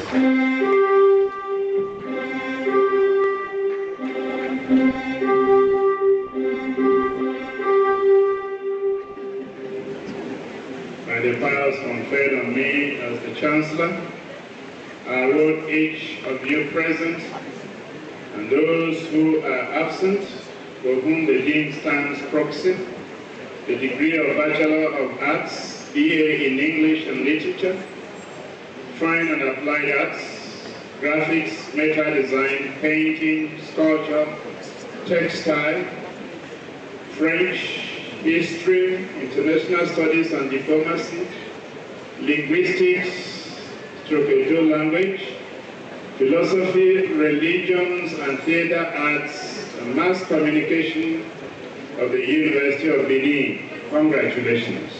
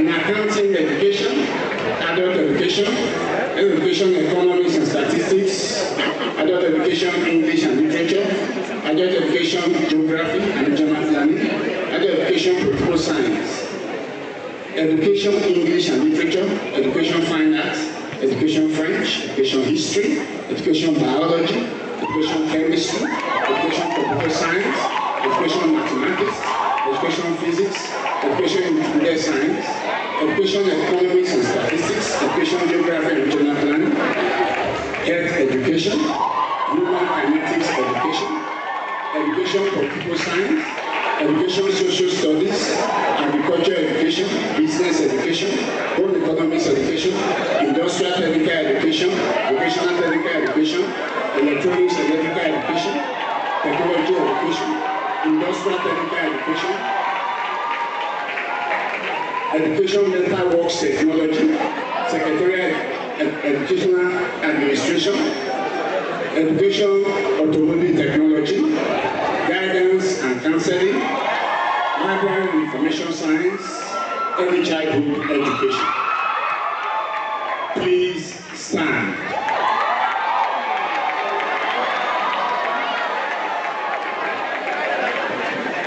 Chancellor, sir, in the name of the Faculty of Education and by the authority of Senate, I present to you the following persons who have been found worthy, both in character and in learning, to be awarded the degree of Bachelor of Education, BS, BA, BA, BSc, in accounting education, adult education, economics, adult education, English and literature, education, geography and regional planning, adult education, political science, education, English and literature, education, fine arts, education, French, education, history, education, biology, education, chemistry, education, physics, education, computer science, education, mathematics, education, integrated science, education, economics and statistics, education, geography and regional planning, health education, human kinetics education, education, political science, education, social studies, agriculture education, business education, home economics education, industrial technical education, vocational technical education, electronics electrical education, industrial technical education, metal works technology, secretarial administration education, technical delivery technology, library and information science, guidance and counseling, early childhood education of the University of Benin.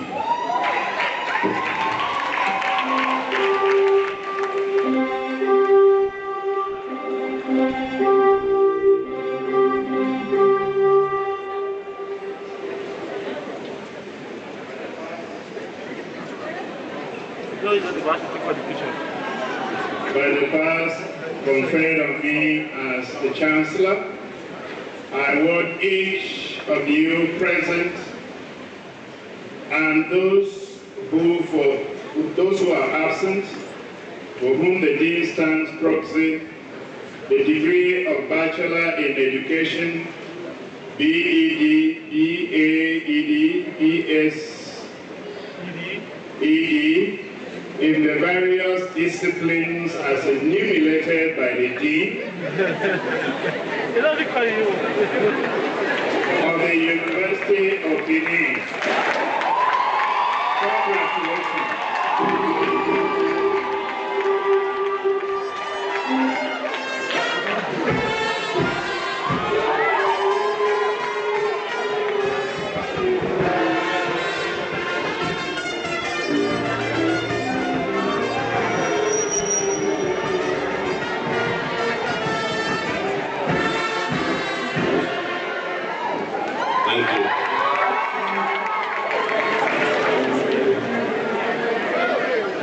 To the residents of the Bachelor of Engineering, in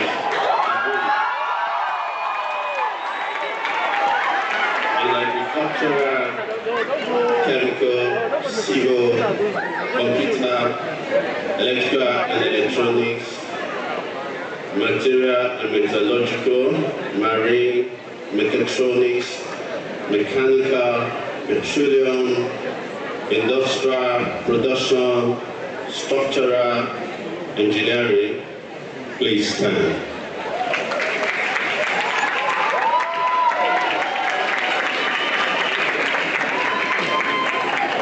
Thank you. Chancellor, sir, in the name of the Faculty of Engineering and by the authority of Senate, I present to you the following persons who have been found worthy, both in character and in learning, to be awarded the degree of Bachelor of Engineering in Agricultural Engineering, Chemical Engineering, Civil Engineering, Computer Engineering, Electrical and Electronics Engineering, Material and Metallurgical Engineering, Marine, Mechatronics, Mechanical, Petroleum, Industrial, Production, Structurals, and various diploma. Please rise. Sorry. Of the University of Benin, please rise. You are ready? Okay, thank you. Chancellor, sir. Chancellor, sir.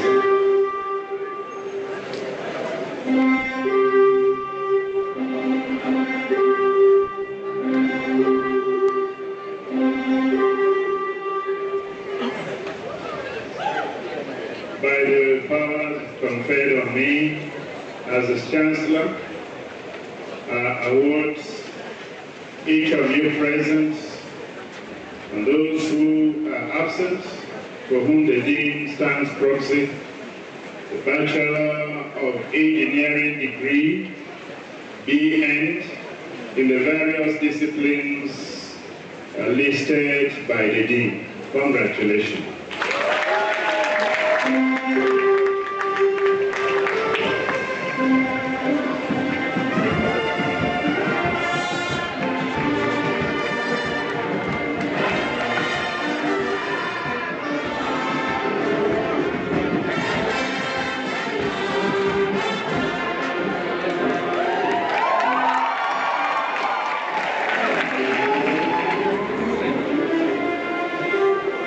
Yeah.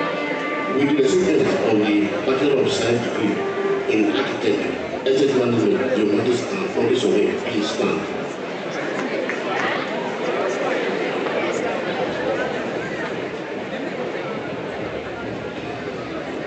Chancellor, sir, in the name of the Faculty of Undergraduate Sciences and the authority of Senate, I present to you the following person who have been found both in character and in learning to the award of the degree Bachelor of Science, Architecture, Estate Management, Geomatics, and Foundry Surveying of the University of Benin. Bachelor, sir.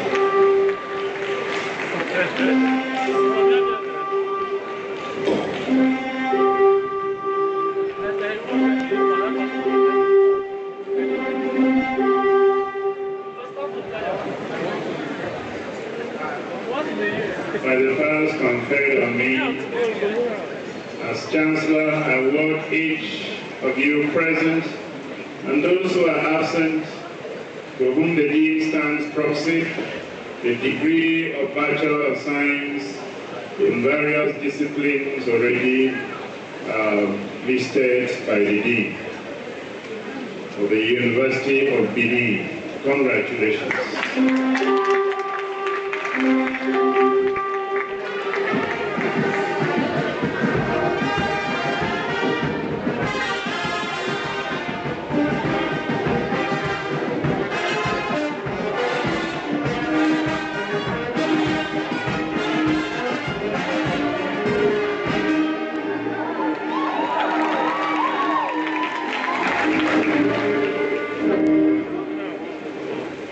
Will the recipients of the Bachelor of Law, LLB degree, and Diploma in Law please stand?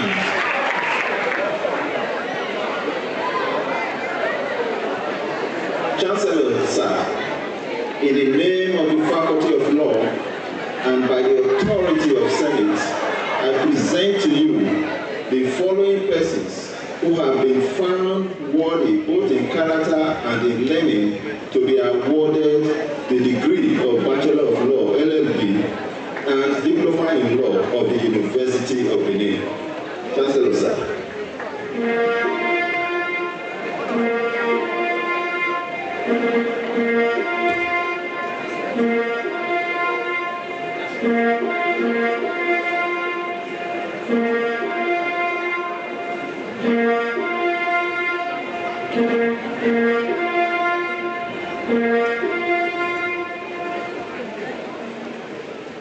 By the powers conferred on me as Chancellor, I award each of you present and those who are absent for whom the Dean stands proxy the degree of Bachelor of Laws and Diploma in Law of the University of Benin. Congratulations.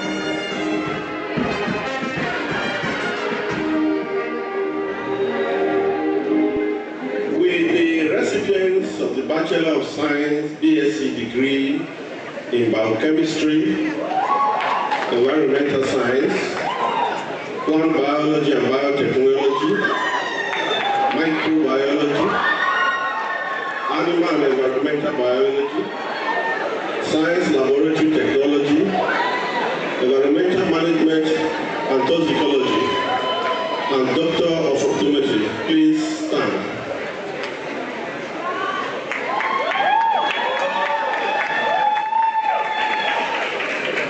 Chancellor, sir, in the name of the Faculty of Life Sciences and by the authority of Senate, I present to you the following persons who have been found worthy, both in character and in learning, to be awarded a degree of Bachelor of Science, BSc, in Biochemistry, Plant Biology and Biotechnology, Environmental Science, Microbiology, animal and environmental biology, science laboratory technology, environmental management and toxicology, as well as the Doctor of Optometry of the University of Benin.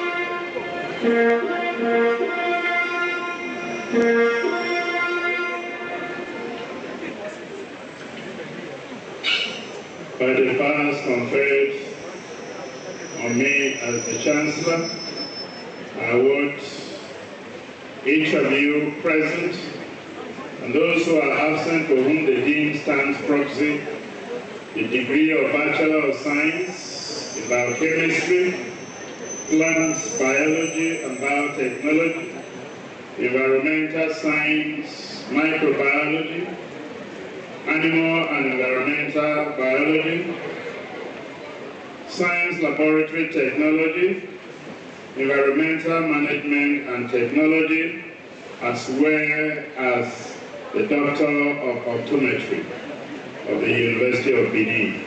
Congratulations.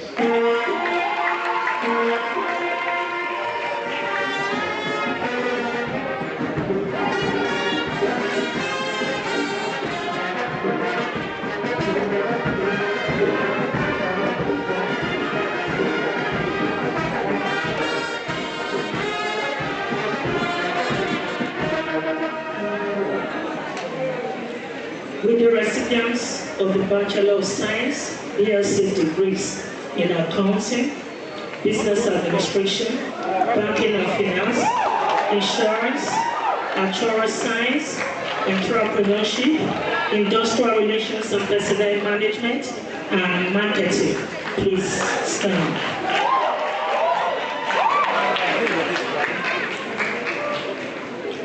Chancellor, sir, in the name of the Faculty of Management Sciences and by the authority of Senate, I present to you the following persons who have been found worthy, both in character and in learning, to be awarded the degree of Bachelor of Science, BSc in Accounting, Business Administration, Banking and Finance, Actuarial Science, Insurance, Industrial Relations and Personnel Management, Entrepreneurship, and Marketing of the University of Benin.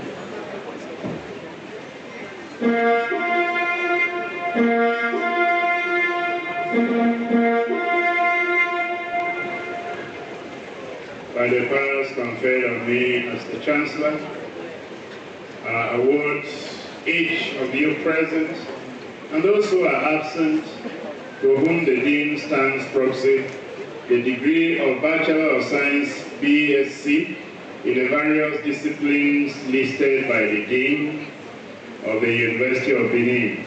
Congratulations.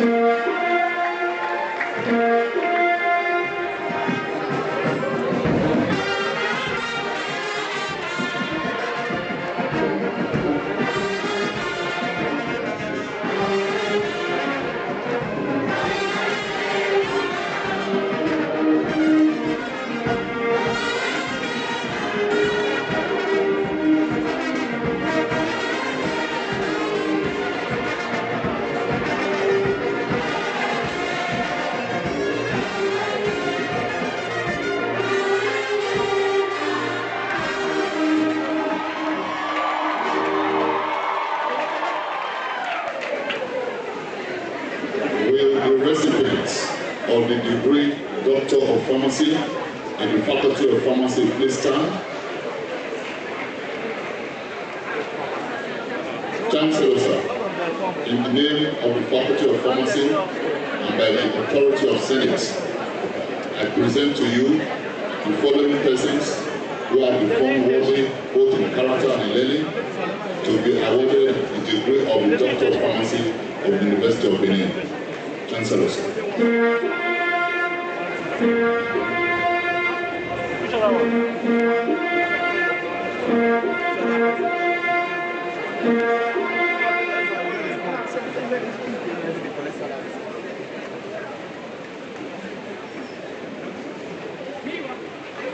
By the powers conferred on me as the Chancellor, award each of you present and those who are absent for whom the Dean stands proxy the degree of Doctor of Pharmacy of the University of Benin. Congratulations.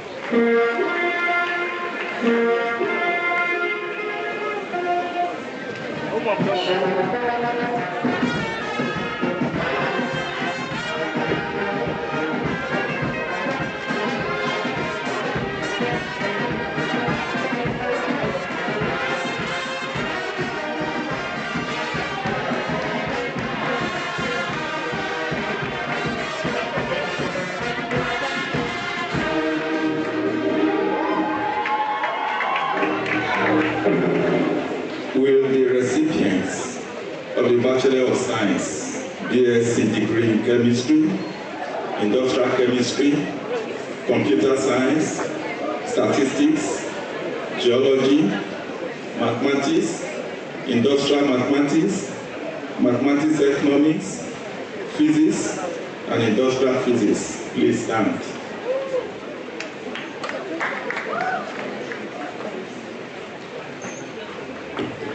Chancellor, sir, in the name of the Faculty of Sciences and by the authority of Senate, I present to you the following persons who have been found worthy, both in character and in learning, to be awarded the degree of Bachelor of Science, BSc in Chemistry, Industrial Chemistry, Computer Science, Statistics, Geology, Mathematics, Industrial Mathematics, Mathematics, Economics, Physics, and Industrial Physics of the University of Benin.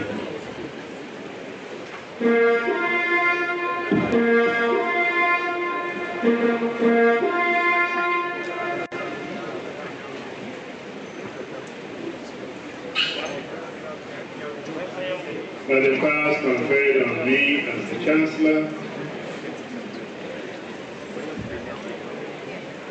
I award each of you present and those who are absent for whom the Dean stands proxy the degree of Bachelor of Science in the different disciplines as listed by the Dean of the University of Benin. Congratulations.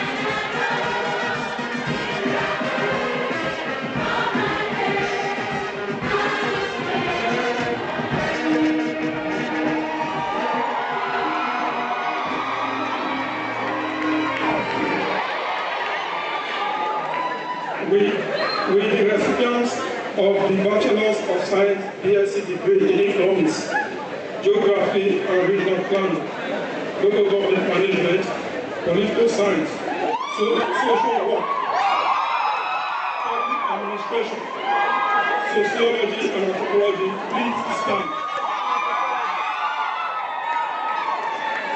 Chancellor, sir, in the name of the Faculty of Social Science and by the authority of Senate, I present to you the following persons who have been found worthy both in character and in learning to be awarded the degree of Bachelor of Science, BSc, in Economics, Geography and Regional Planning, Local Government Management, Political Science, Public Administration, Social Work, and Sociology and Anthropology of the University of Benin. Chancellor, sir.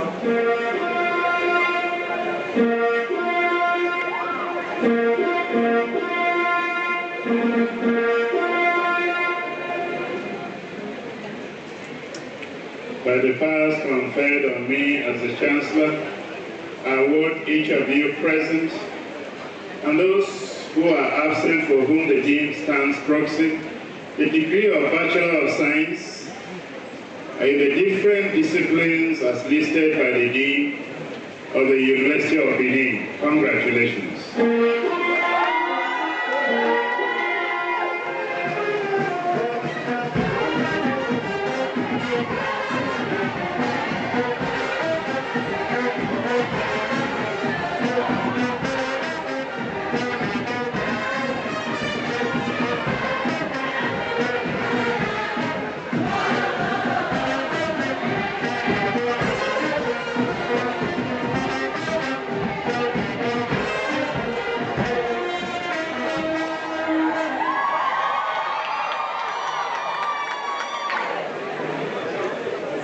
With the recipients of the Bachelor of Science degree in Anatomy, Medical Biochemistry, Medical Lab Science, Nursing, Physiology, please stand.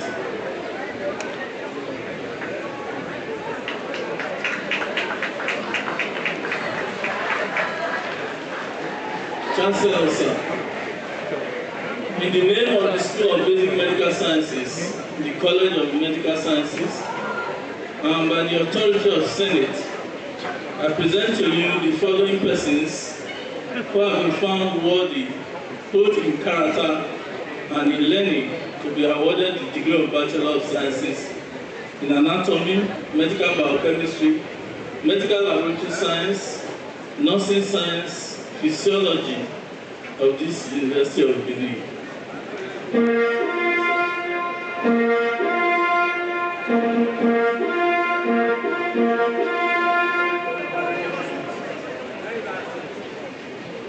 By the powers conferred on me as the Chancellor, I award each of you present and those who are absent for whom the Dean stands proxy the degree of Bachelor of Science in the various disciplines as listed by the Dean of the University of Benin.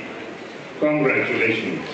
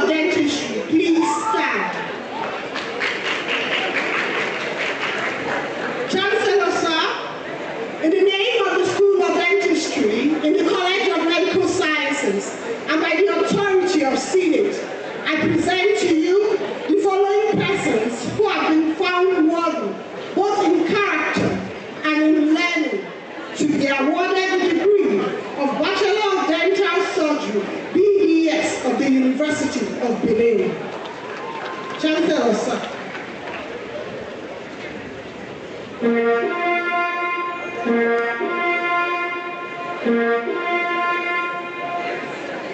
By the powers conferred on me as the Chancellor, I award each of you present and those who are absent for whom the Dean stands proxy the degree of Bachelor of Dental Surgery of the University of Benin. Congratulations.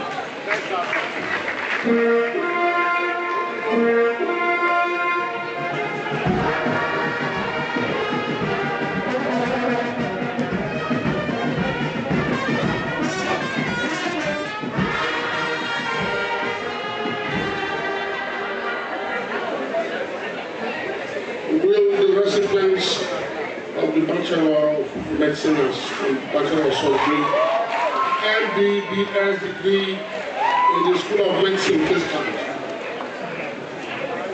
please stand.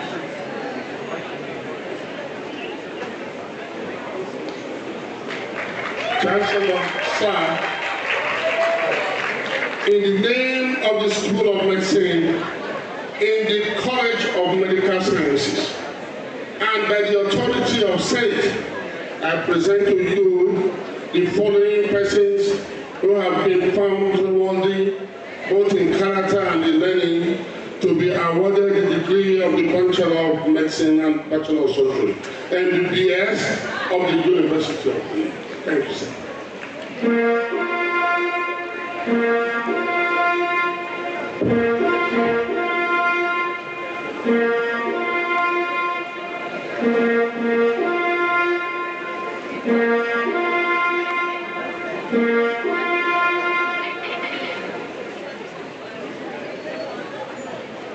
By the powers conferred on me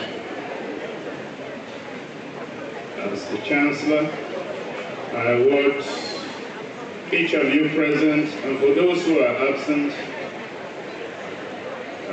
for whom the name stands proxy, the degree Bachelor of Medicine, Bachelor of Surgery of the University of Benin.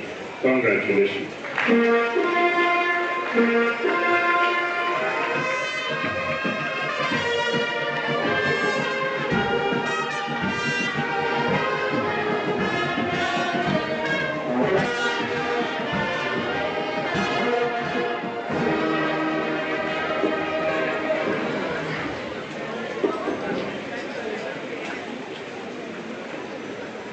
For the recipients of the Diploma in Nursing Administration and Management, Diploma in Health Administration and Management, please stand.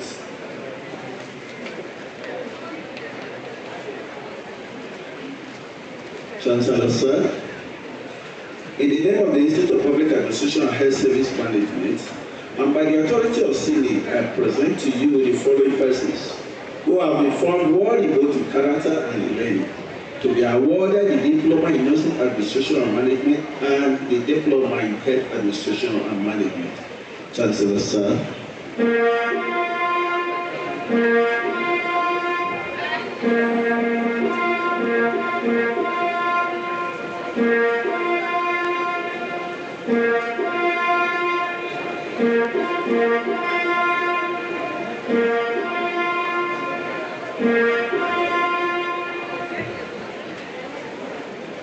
By the powers conferred on me as Chancellor, I award each of you present, and those who are absent, for whom the name stands proxy, diploma in the discipline as mentioned by the Dean of the University of Benin. Congratulations.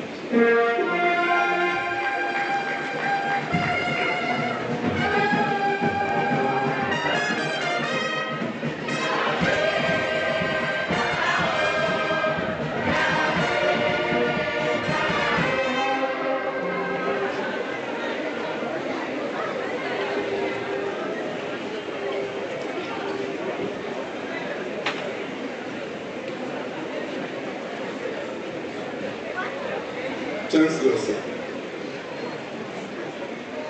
it's time for presentation of prizes. We have various prizes. We should start to announce and call each prize here today. We possibly will not leave here until very late in the evening. But we have a way that we do it like tradition every year. We call the best prize winner for each faculty, and then we have the best graduating students who, after receiving the prize, will now be called upon to make a brief remark as the valedictorian of this occasion.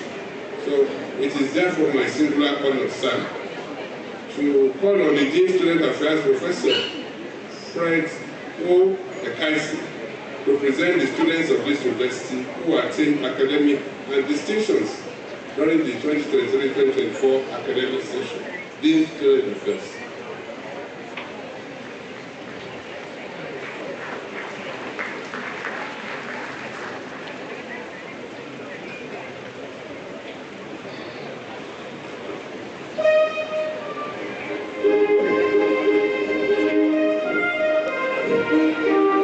Chancellor, sir, based on, as you have been instructed,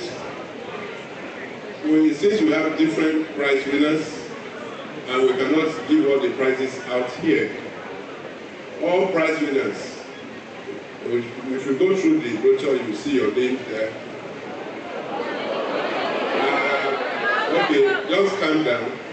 The ceremonial committee said because of certain difficulties early when we were coming in, you have your copies with you. As a graduate, it's your entitlement to have it. Just calm down. You'll be accorded the copy after this. We are calling only the best, the prize winners for each faculty. Now, which the day will come. But there are different individuals who are giving university prizes. Some in monetary terms, some in different kinds. And the VC, as you would have heard, had acknowledged the benefactors of the university. Just calm down and just believe what we are telling you. You have access to it. And those of you who win the prizes, go to the Student Affairs Office or the deans of the various faculties. Congratulations to all the prize winners on behalf of the university.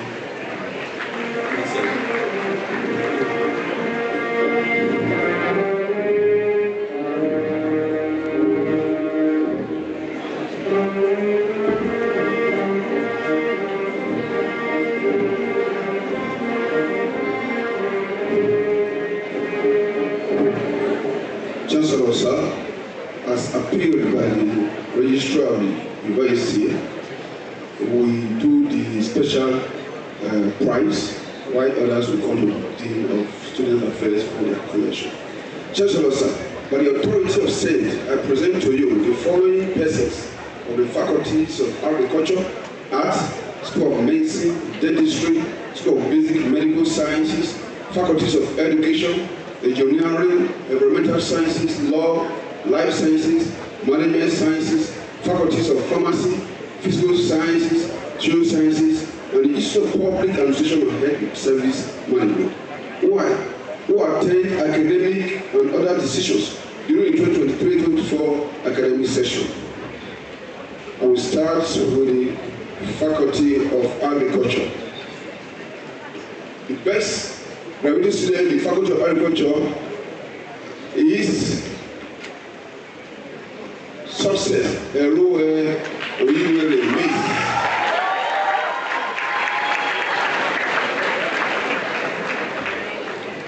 The best graduate student in Faculty of Arts is Goodluck Laba.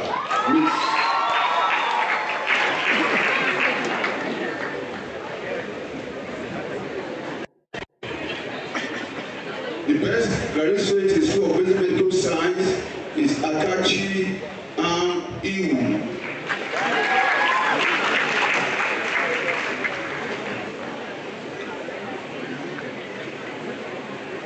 The CGPA of the best graduate student in the Faculty of Agriculture is 4.72.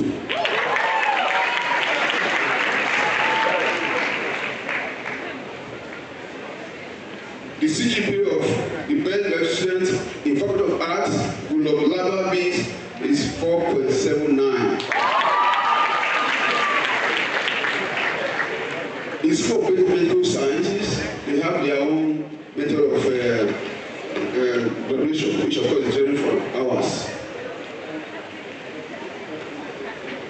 If you are an please, can you come out to have a handshake with the Chancellor, please? It's an honor.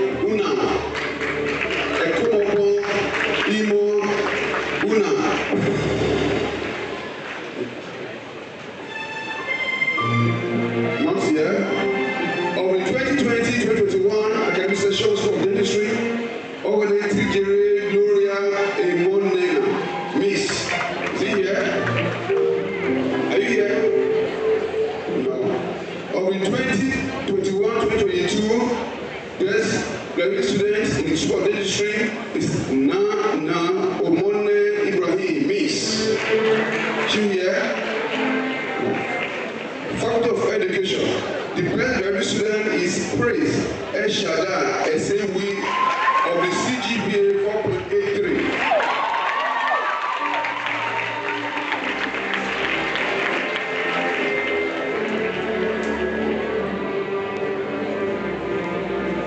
We'll call the next one.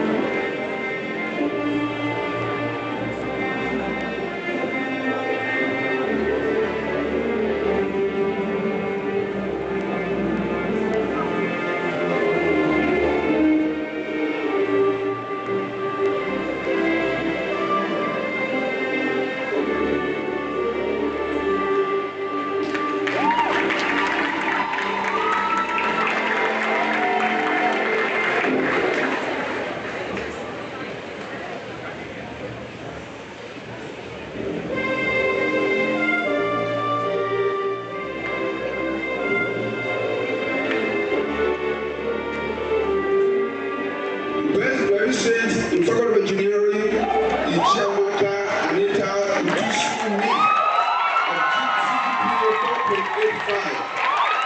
Julia.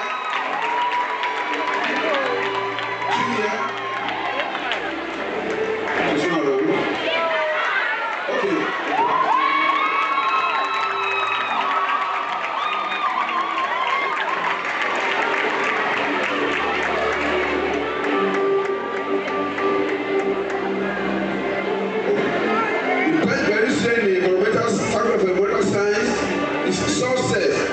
Osasu Eweka of CGPA 4.80. If you are here, come out.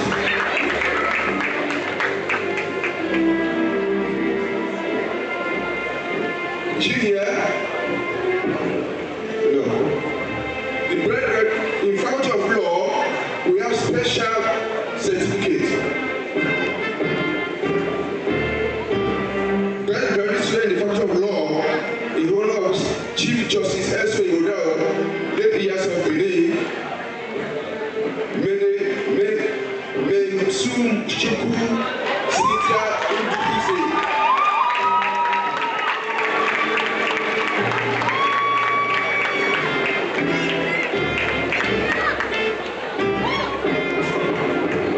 She's also the best graduate student in honor of Honorable Justice John Momo Irwagwa.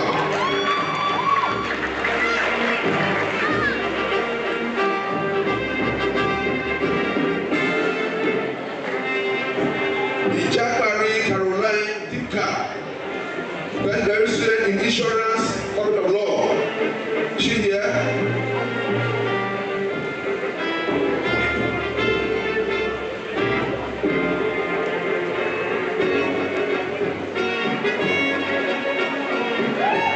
The best graduate student in Faculty of Life Sciences. Beatrice Sadat Zachary of CGPA 4.75. Beatrice Sadat Zachary, here.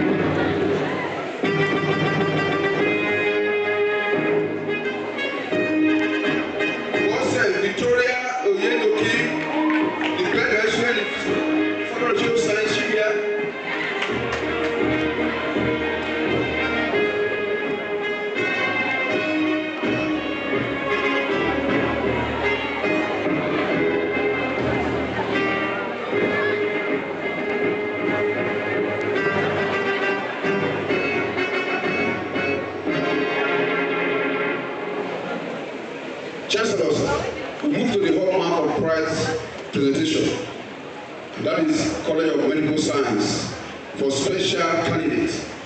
And there are three sessions, 2029-2020. The first student is Ehimeme Stacy Agbokawo. It's a qualified degree. She had about 50.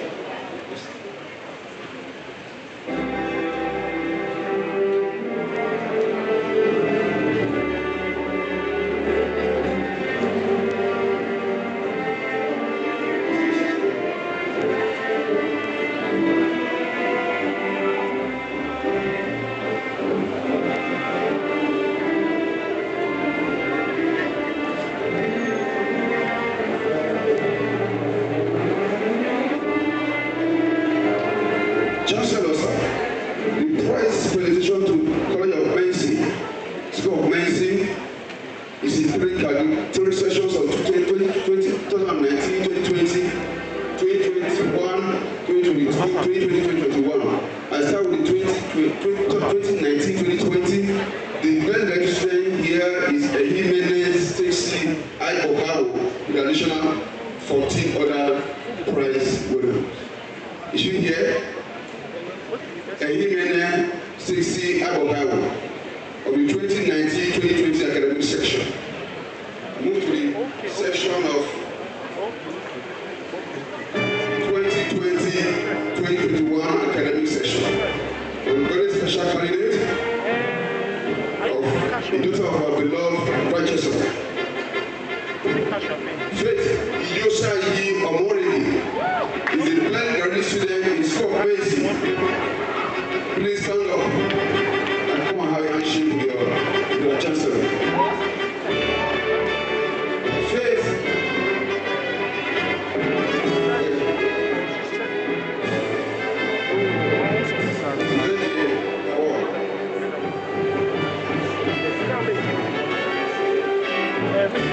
So, Medicine 2021-2022 presentation.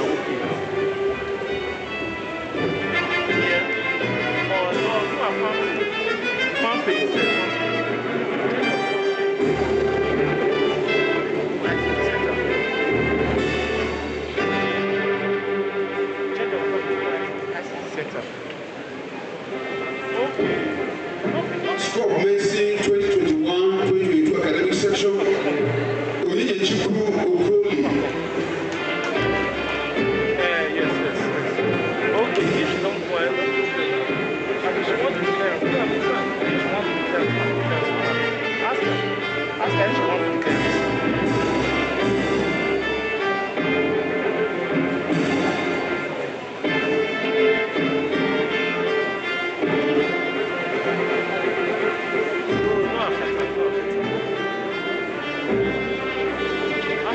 Supposed to affect her.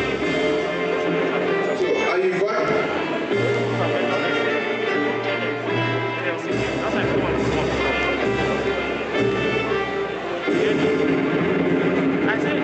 I invite Jessica Adesuwa Odige again for a handshake with the Chancellor as the best graduating student, overall best graduating student in the University of Benin with a CGPA of 4.89.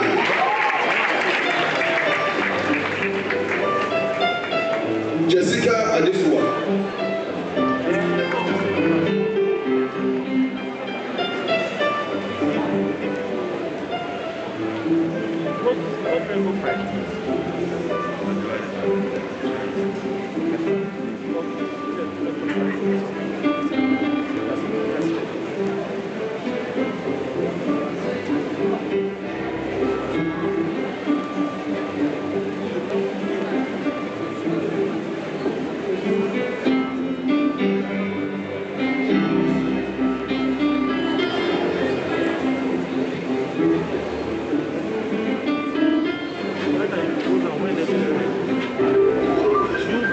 Tell them you should contact me.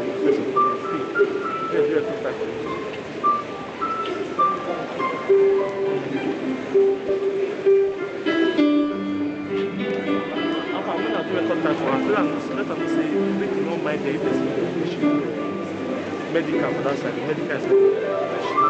I only record my side.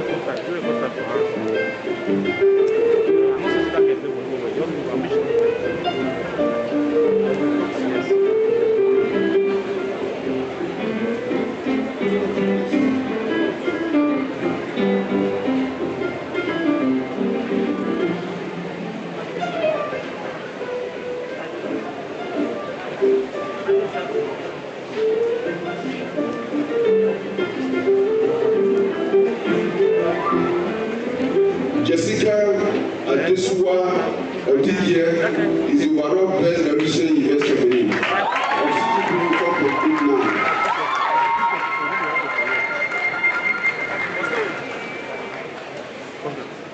Tout est souvent.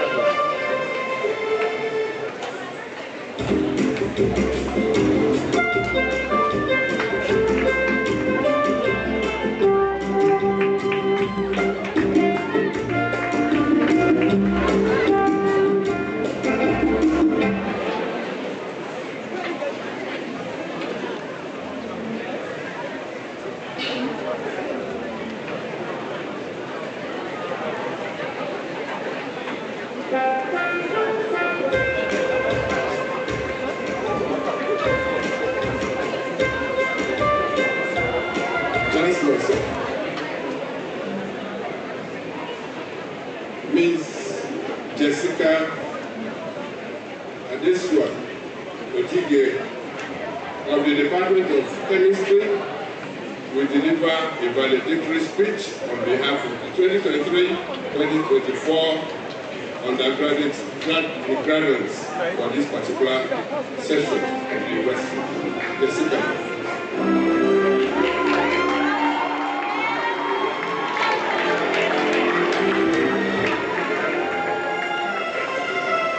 Distinguished Chancellor, Pro-Chancellor, and Chairman of Governing Council, the Vice Chancellor, Principal Officers, esteemed faculty members, proud parents and guardians, cherished family and friends, and my incredible fellow students, the class of 2024.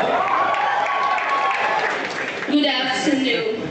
I am deeply honored and perhaps a little overwhelmed to stand before you today, not just as a graduate, but as the one privileged to present the brilliance, the hustle, and the undeniable spirit of this remarkable class. We did it! We have successfully navigated the rigorous and hopeful hilarity halls of the University of Benin. As we bask in the glow of this monumental milestone, let us pause to acknowledge the foundational forces behind our success. To our parents, guardians, and families, your belief in us never wavered. Thank you for the countless sacrifices, the late-night pep talks, and for always being our first and most dedicated cheerleaders. To the esteemed faculty and non-teaching staff of University of Benin, you were more than instructors, you were mentors, challengers, and role models. You didn't just teach us subjects, you instilled the critical thinking, integrity, and academic rigor that defines this great institution. Our success is your legacy. Our journey here has been nothing short of transformative. We arrived as hopeful individuals and depart as resilient scholars. We have had to be adaptable, resourceful, and relentless. We learned that the true value of a degree from the University of Benin is not just the certificate, but the unbreakable bonds forged in lecture halls, the campus shuttles, and the heat of countless late-night study sessions. This institution didn't just prepare us for a career. It equipped us with the courage to lead and the vision to innovate. To my fellow graduates, look around you. This class that sailed despite every challenge thrown our way. Now, the world awaits the impact of these collective talents. Our success today is not the final chapter. It is a springboard. As we step into the next phase, whether in advanced studies, entrepreneurship, or the professional world, let us carry the spirit of the great University of Benin with us. Stay curious, never lose the thirst for knowledge. Drive innovation, seek to solve problems, not just manage them. Give back, remember the community that shaped us. Let our achievements be a source of light and opportunity for others. The journey ahead will undoubtedly have its trials. There will be setbacks and moments of doubt. But remember the resilience you showed to earn this degree. Let me leave you with a timeless wisdom that summarizes the University of Benin spirit. It is often attributed to Confucius, who understood the essence of perseverance. The greatest glory in living lies not in never falling, but in rising every time we fall. Class of 2024, let us commit to rising, to leading, and to making an undeniable positive mark on the world. Congratulations, we did it. Go forth and shine. Thank you. Thank you.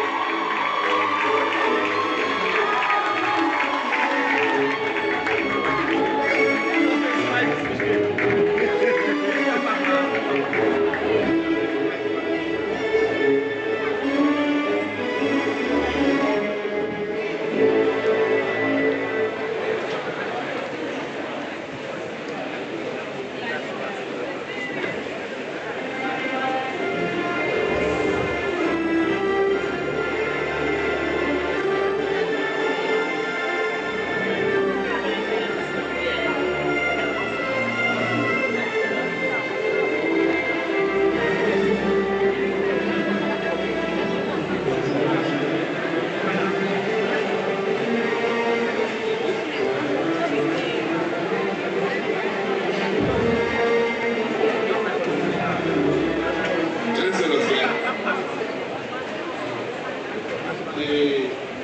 I think it has become needful, and based on your permission, sir, to request make some clarifications on the prices and the eventual valedictory for this year. Mr. Vice Chancellor.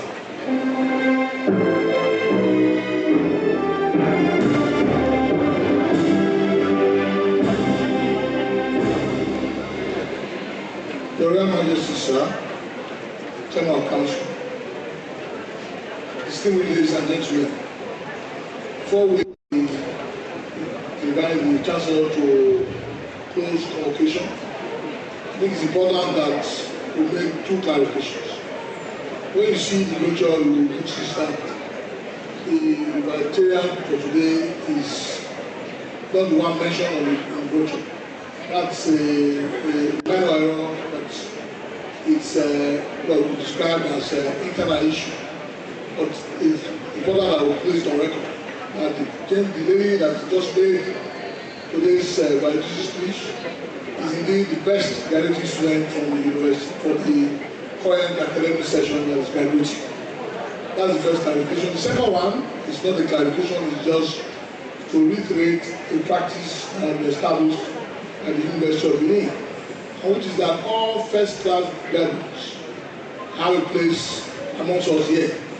They automatically become part of our faculty. And so all those who are listed today as having emerged as first-class graduates, they have a seat amongst us as faculty. And the details will be worked out by the registry. Congratulations once again to all the graduates. We will continue to bless all of us.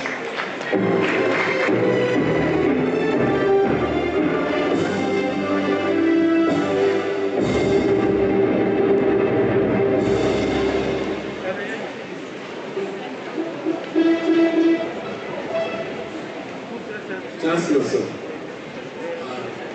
based on your permission, I want to request that at this moment, all graduates and everyone in the audience should remain very quiet and silent. And no more movement until the procession goes back in reverse order. We want everyone to remain calm because we have come to the end of the program as to be declared closed by the Chancellor. Chancellor, sir, it is my singular honor and privilege to invite Your Royal Majesty our Chancellor to declare convocation closed. Chancellor, sir.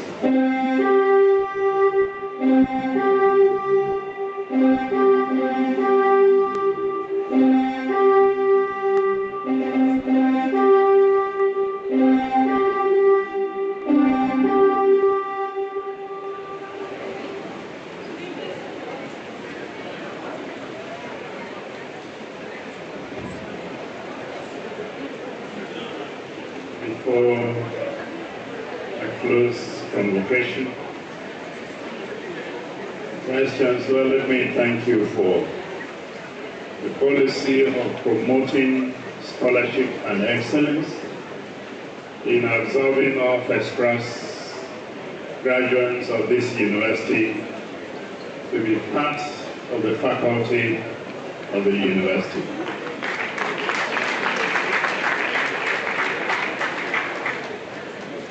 Secondly, there is an observation I find it difficult to keep to myself.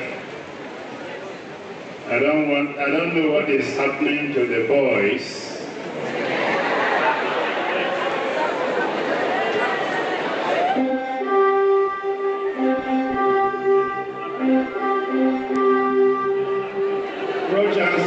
Pro-Chancellor, I have observed that most of the prizes have been snatched by the girls.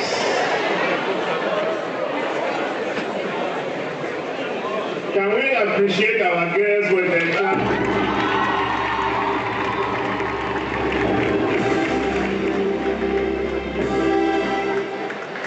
That is to tell our boys that they should rise up. Thank you very much. Boys, will you rise up?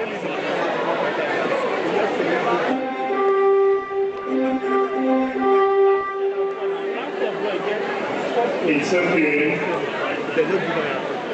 Now, by the powers conferred on me as Chancellor, I now declare this convocation closed.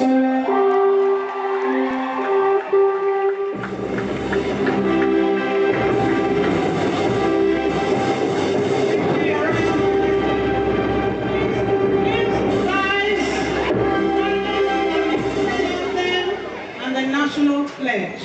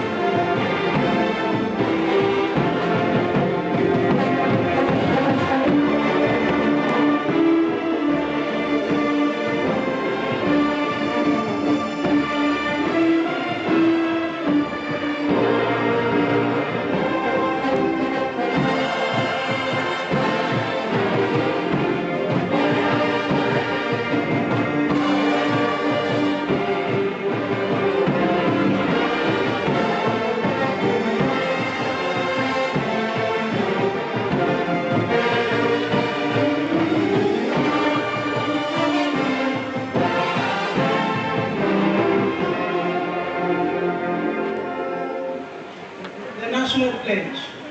I pledge to Nigeria, my country, to be faithful, loyal, and honest, to serve Nigeria with all my strength, to defend our unity, and uphold our honor and glory. So help me God. Please remain standing. The Chancellor's procession will depart the arena in reverse order.